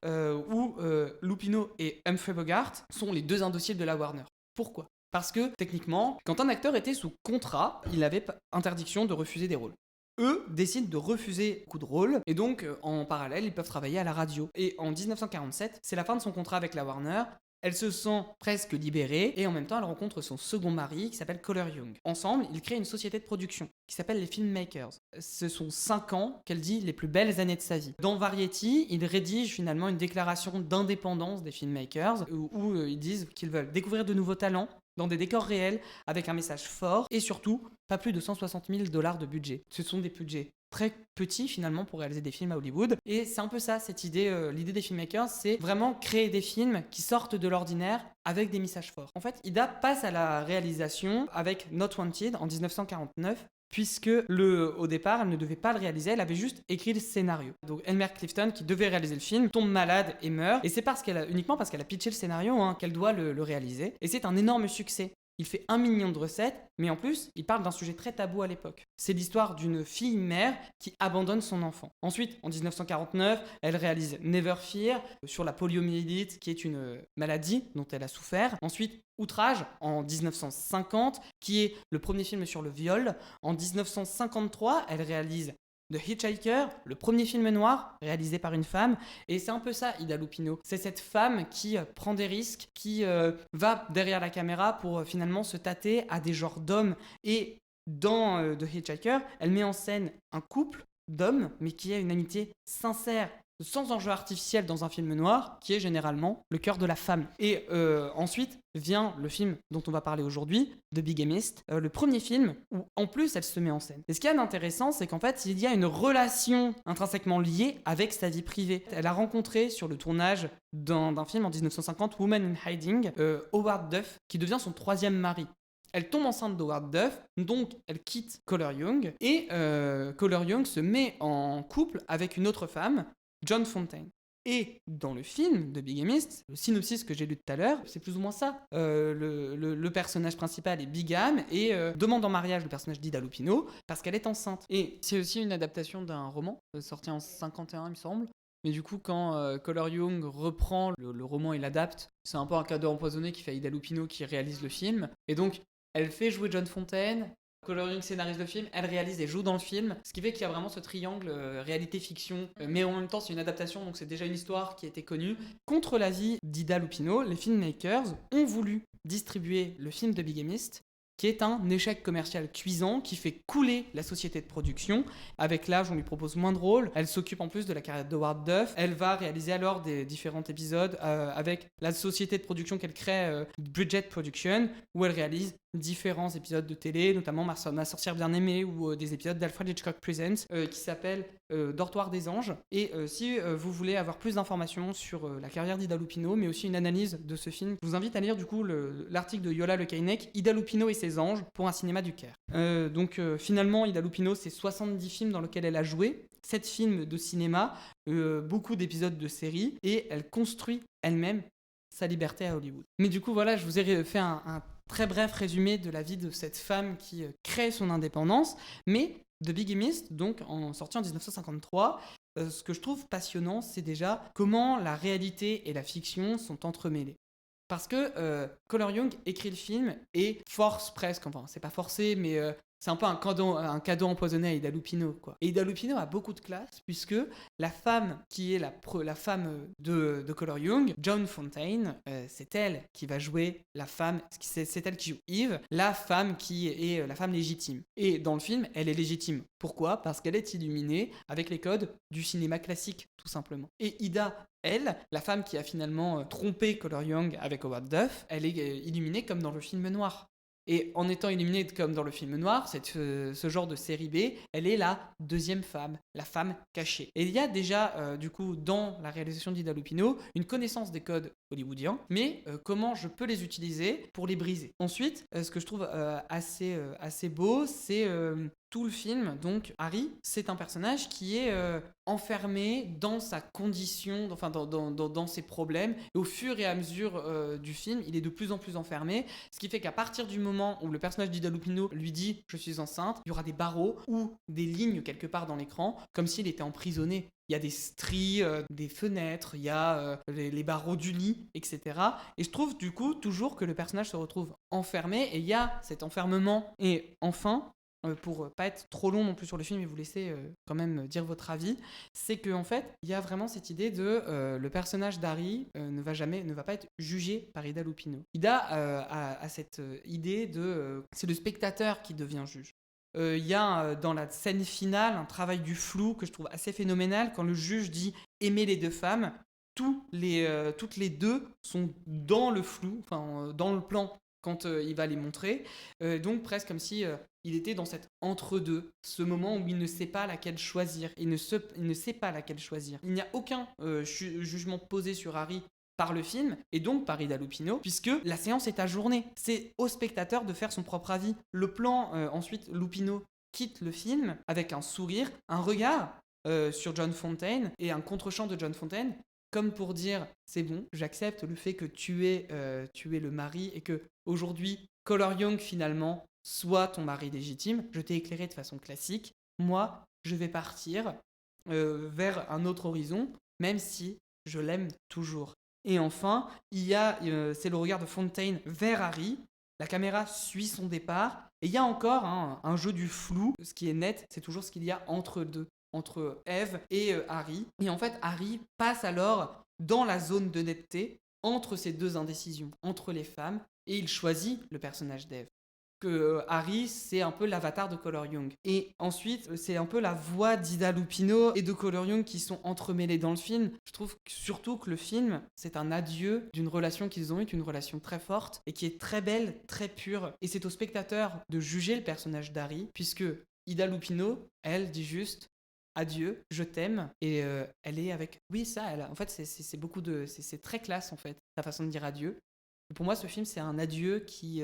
En plus, c'est un adieu pour le cinéma même d'Ida Lupino, avant 1966, et Le Dortoir des Anges, dans lequel elle résume tout ce qu'elle veut faire au cinéma. Je vais m'arrêter là, après on va discuter. J'ai peut-être parlé un peu trop longtemps, j'en suis désolé. Du coup, comme on n'a pas entendu Paul depuis longtemps, je vais laisser Paul parler. Qu'est-ce que je pense du The Bigamist ? Alors, n'ayant pas énormément de culture sur ce que j'appelle les vieux films, c'est-à-dire... Un vieux film. Comment ça, c'est pas un vieux film ? Non mais je suis chiant parce que pour moi c'est...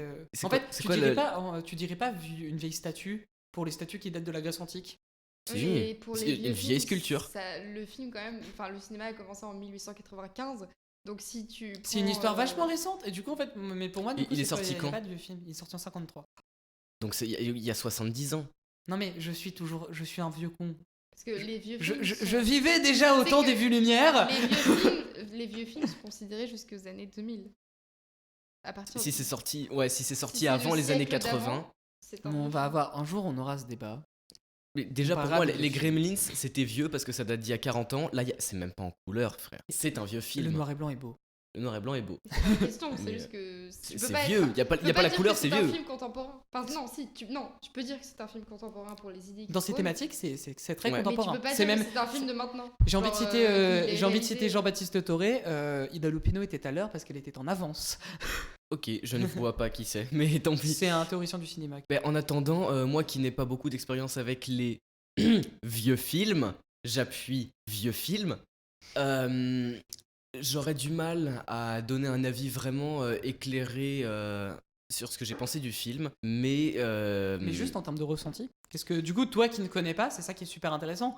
Qu'est-ce que tu, quand on te met face à ce type de cinéma-là, qui est un cinéma du coup dont t'as probablement pas les codes de jeu, t'as pas les codes du tout de lumière, parce qu'ils ont changé avec le nouvel Hollywood à partir des années 70, et c'est plus cela, je pense, du coup, auquel t'es exposé. Qu'est-ce que t'as en fait en termes de ressenti ? Eh ben, j'ai trouvé ça franchement très regardable. C'est pas forcément un compliment incroyable, mais pour moi qui suis vraiment réticent à regarder tout ce qui est sorti avant les années 80, le fait de pas avoir passé un mauvais moment devant ce film, ça veut vraiment dire quelque chose. J'ai trouvé que l'histoire tenait vraiment debout, que le jeu d'acteur était solide, et que malgré une histoire simple, un jeu simple, des décors simples, tu vois, un truc qui tient en une ligne, c'est un flashback sur un homme qui a 2 femmes. Et ben en fait, ça arrive quand même à nous captiver pendant une bonne heure, et j'ai trouvé ça vachement fort quand même, de la part d'Ida Lupino, d'arriver à moi, me captiver pendant 1 heure sur une histoire qui ne me parle pas personnellement. Avec T'es pas bigame encore. Bah non, étonnamment non. Je suis pas gamme tout court d'ailleurs, parce que je suis pas marié, hein, à 21 ans, bon.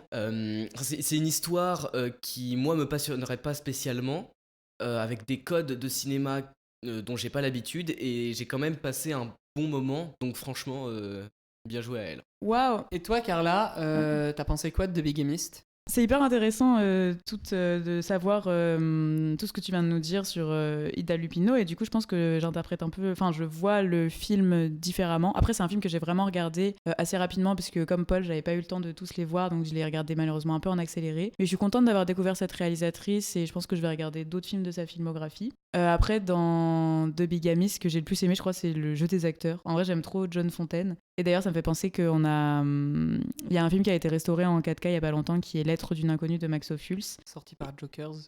Ouais, sorti par les Jokers. On est allé le voir, on a été invité à l'avant-première et même à des projections presse avant. Et du coup, il y a une vidéo qui est sur le compte de Télé-Sorbonne où on prend des retours de personnes à la sortie de la salle de ciné, donc n'hésitez pas à aller checker. Après, de ce que je me rappelle de The Bigamist, que j'ai pas mal aimé et qui rejoint au final vachement la thématique de ce podcast aujourd'hui, c'est que il y a quand même 2 femmes qui sont vachement libres et indépendantes. Alors, je tiens à préciser, parce que depuis tout à l'heure, ils disent John Fontaine, mais c'est Joan Fontaine. Et donc c'est une actrice. Et que voilà, parce que moi j'ai pas compris qui c'était au début, du coup je précise quand même. Ok, oui, pardon. Joan Fontaine. Joan. Joan. Ok, je ferai attention. Joanne. En fait. Joanne. Oui, j'avoue. Fontaine. Ce sera complètement ça que je vais mettre pour la com. Joanne. Joanne. Fontaine. Joanne Fontaine. Garde. Ils sont insupportables. Tu nous aimes. Oui. Moi aussi, je À chaque vous fois aime. que vous allez dire son nom, je vais faire Joanne. Joanne. Ok. Du coup, Mais, t'as d'autres trucs à dire sur le film ou t'as plus d'autres. Non, t'as plus beaucoup de j'ai souvenirs ouais, non, j'ai plus beaucoup de souvenirs. Et mais Est-ce que tu as Bah, aimé c'est le aussi film au moins c'est aussi- Oui, j'ai c'est aimé aussi le film. Le souci que je trouve de ce film, c'est que je trouve qu'il n'y a pas vraiment grand chose à dire quand tu enlèves l'histoire qu'il y a derrière. Bah, Au niveau de la ouais. réalisation, je suis pas fan extrêmement. Il n'y a pas vraiment d'idée de réalisation grande. À Bah, en part fait, la fin. elle filme ce qu'il y a à c'est filmer, surtout quoi. dans. En fait, Elle filme ce qu'il y a à filmer. je suis pas d'accord parce qu'en fait, elle place toujours ses personnages de façon hyper intelligente dans le cadre. Oui, Il Et fait le elle a eu, mouvement en des fait, c'est personnages. sa direction d'acteur. Et c'est là où je te rejoins complètement. C'est la direction d'acteur qui est passionnante de Lupino, mais parce qu'elle est actrice de base. J'avoue. Et toi, Victoire, qu'est-ce que tu penses de The Big Mist? Brise mon petit cœur en 4. Je vais pas briser ton cœur. Je vais briser ton cœur si tu aimes Spielberg. Mais bon. Moi j'aime pas Spielberg, régale-moi. T'aimes bien Spielberg? J'adore Spielberg. Ah, ça m'étonne pas. Pas chier. C'est pas la question, on en reparlera. Alors, le Bigam, eh bien, comme on l'a dit plus tôt, c'est un film assez moderne pour les thématiques qu'il aborde quand même, et assez justement féministe, hein, on va pas se le cacher, parce que à la fin, qui est le plus en douille, qui est le plus dans une mauvaise situation, c'est le mec, et les deux femmes justement, elles survivent. C'est le mec qui s'est Sans lui. auto-enfermé en plus. C'est vraiment le patriarcat qui s'enferme lui-même dans sa propre merde, alors que la femme, elle, s'en sort vraiment bien Oui, parce que. à chaque moment, le mec a fait le choix de se mettre dans la merde. Quand même. Donc en Ouais, soi, il est pas sauvable de base en fait. Ouais. Justement, c'est ce que je voulais vous dire, que je trouve ça intéressant dans le film, c'est comment est traitée la profondeur des personnages et de l'ambiguïté qu'on a de soit de les aimer, soit de les détester. Et donc, la première fois que j'ai regardé le Bigam, j'ai pas vraiment très suivi, j'étais pas très attentive en fait. Et la deuxième fois, je l'ai revu. J'ai perçu la nuance du personnage du Bigam. Parce que, en fait, tout le long, on sait pas si on va avoir de la sympathie pour lui ou on va pas en avoir en fait. Et ça, j'ai trouvé ça intéressant. Parce que le Bigam, il peut être sympathique en fait à l'écran, mais il reste quand même en fait imposant de façon très grossière, je trouve. Parce qu'il est très attendrissant, mais d'un autre côté, il va se permettre des choses qui, moi, vont pas me plaire, en fait. Par exemple, s'asseoir sans avoir demandé, toujours être là, à forcer, à engendrer la discussion, etc., parce qu'il veut vraiment qu'elle soit avec lui, etc. Et d'un autre côté, pour avoir de la sympathie pour lui, de l'empathie, il y a cette idée de, dès qu'il rencontre Ida, le plan sur Ida est très lumineux, il est très diffusé, ça fait très... la lumière est très blanche, et c'est un peu comme une idylle qui justifierait l'intensité de leur future relation. En fait, elle arrive presque comme un ange à ce moment-là. Parce que en plus, ce que j'ai pas dit, c'est que tout le principe, c'est que Eve est stérile, alors que lui aimerait énormément avoir un enfant. Et le personnage d'Ida, qui s'appelle Phyllis, elle tombe enceinte. Et c'est aussi là où il fait la mauvaise décision, c'est de ne pas quitter Eve pour aller avec Phyllis, en fait. Si on peut dire que c'est une mauvaise décision. Cette idylle de l'intensité de leur future relation, elle vient aussi égaler l'amour qu'il a pour sa femme, en fait. Donc en gros, on a un amour pour deux personnes qui est au même niveau. Et que du coup, on peut pas parfois contrôler nos sentiments et notre cœur peut divaguer. Vaguer. Et en fait, justement, cette idée de partager un amour égal, même si c'est pas le même amour, à la fin, il y a la conclusion de t'auras pas le droit dans un monde qui t'autorise pas en fait à aimer deux personnes. Donc au final, tu finis seul. Et c'est cette interprétation que j'ai eue à la fin. Même si, justement, il y a le plan où... Non, mais surtout, ce que tu dis, c'est super intéressant parce que Ida Lupino, du coup, travaille souvent les institutions américaines parce que c'est la société dans laquelle elle vit. Dans son premier film, dans Not Wanted, c'est une fille mère qui va dans un institut spécialisé pour ça, qui lui offre l'indépendance, etc. Dans The Big Mist, la fin, c'est dans une cour de justice. Et donc cette cour de justice apporte finalement non pas la réponse, mais c'est finalement ce confort pour les personnages féminins déjà, parce que elles sont montrées comme celles finalement qui sont les véritables juges. Mais surtout, c'est ce personnage-là qui a fait une action qui est que le spectateur moralement sait que c'est ambigu, mais qui pour l'institution est illégal. Oui, c'est surtout que du coup, au début, j'ai eu du mal à avoir de la sympathie pour lui parce qu'il a fait ça et qu'il en avait pleinement conscience et qu'il a continué à le faire.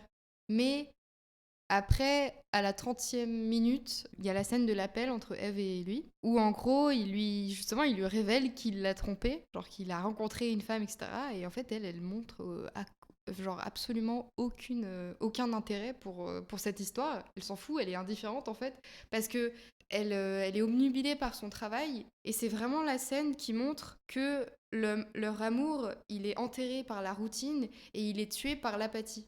En fait, c'est un amour acquis, et donc c'est un amour fade, parce qu'il se sent seul de plus l'avoir, et elle le voit pas. Donc c'est à ce moment-là où tu peux avoir de la sympathie, mais pas loin après. Tu fais vraiment du yo-yo toi aussi en fait pendant le film. Il y a vraiment eu un switch ensuite c'est à 46 minutes à peu près, où c'est la scène où justement Eve, elle se rend compte qu'elle a été totalement absente pour son mari. Et Eve, elle lui dit elle se rend compte de la négligence qu'elle a eue pour son mari.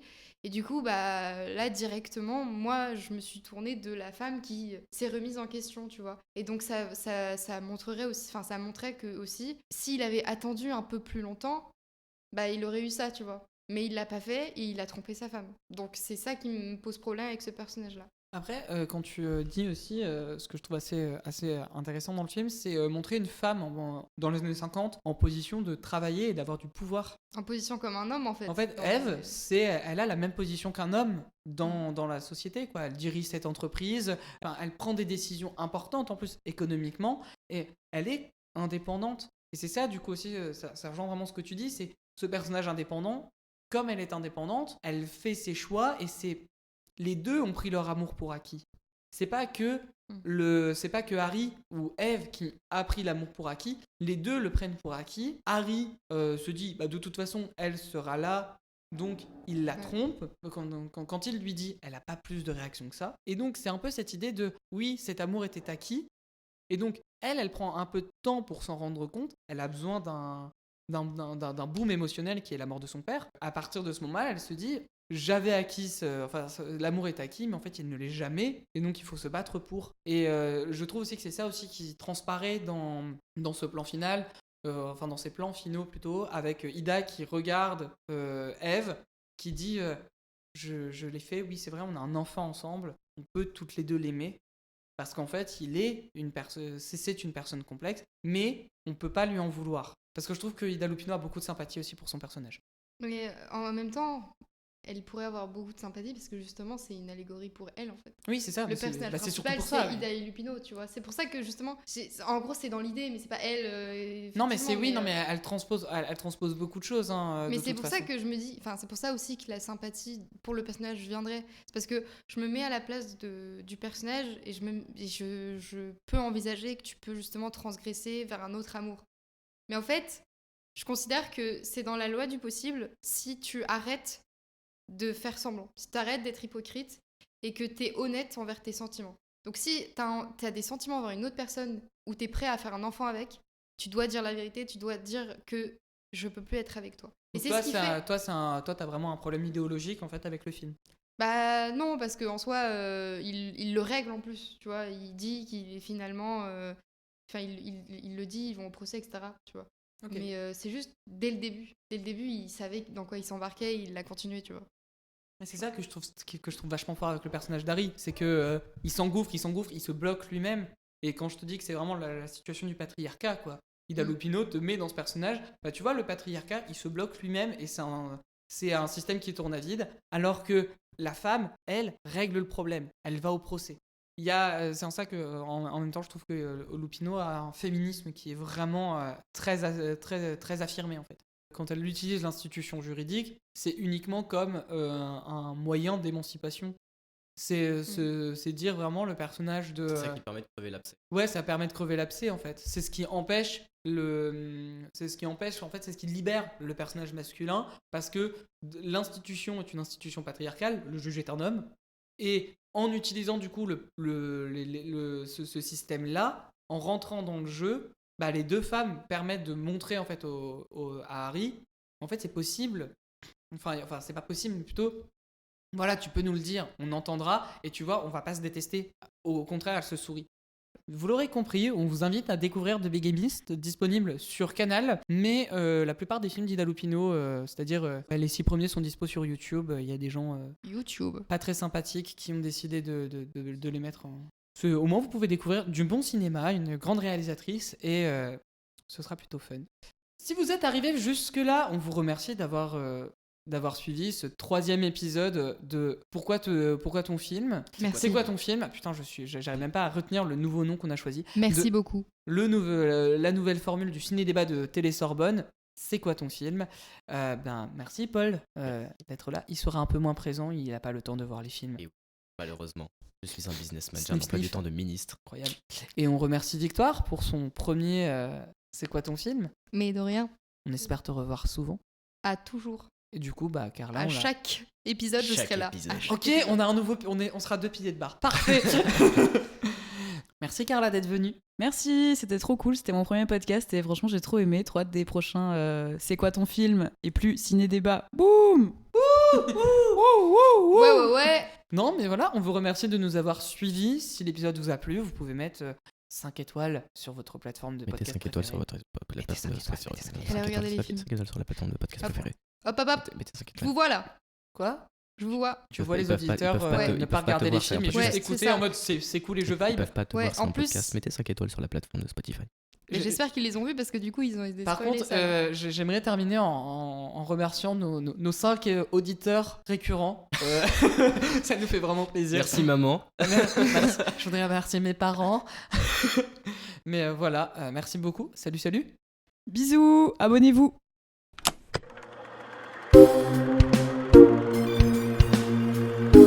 Je vous en prie, restez concentrés. J'aime me battre.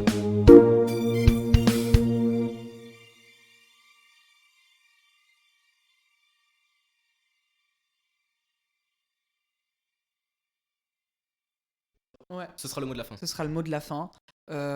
Vous allez tous rire à cette super blague parce que j'ai promis à Julie que j'allais la faire. Non, je suis désolée, je ne te laisserai pas faire ça. En ma présence, Si. cette blague n'est pas drôle. Non. C'est vrai que c'est pas ouf. Quoi? Petit plouf, voilà, j'ai spoilé.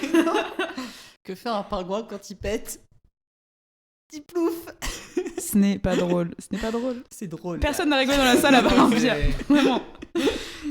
Enfin, ça marche pas quoi. Non, le malaise jeu de est mots marche présent. pas. Mais si. Non. Je préfère la blague. Le Eh, jeu de mots marche pas. Pourquoi plouf? Le Bah, string chemise. le string est elle tendu. est à toi ou elle est à carreau? Ça fait plouf. Ta Et un chemise. petit plouf, c'est Elle un est à toi ou Pokémon. à carreau? Parce que j'ai les chemises à carreaux. Ah, non, mais bah t'as non, une chemise arrête. à carreau. Ah oui, Ça me fait du d'accord. mal. D'accord. En tant que fan d'humour. C'est marrant. Fan Ah, d'humour. c'est bon. Lol. Non, genre fan de stand-up et de comédie.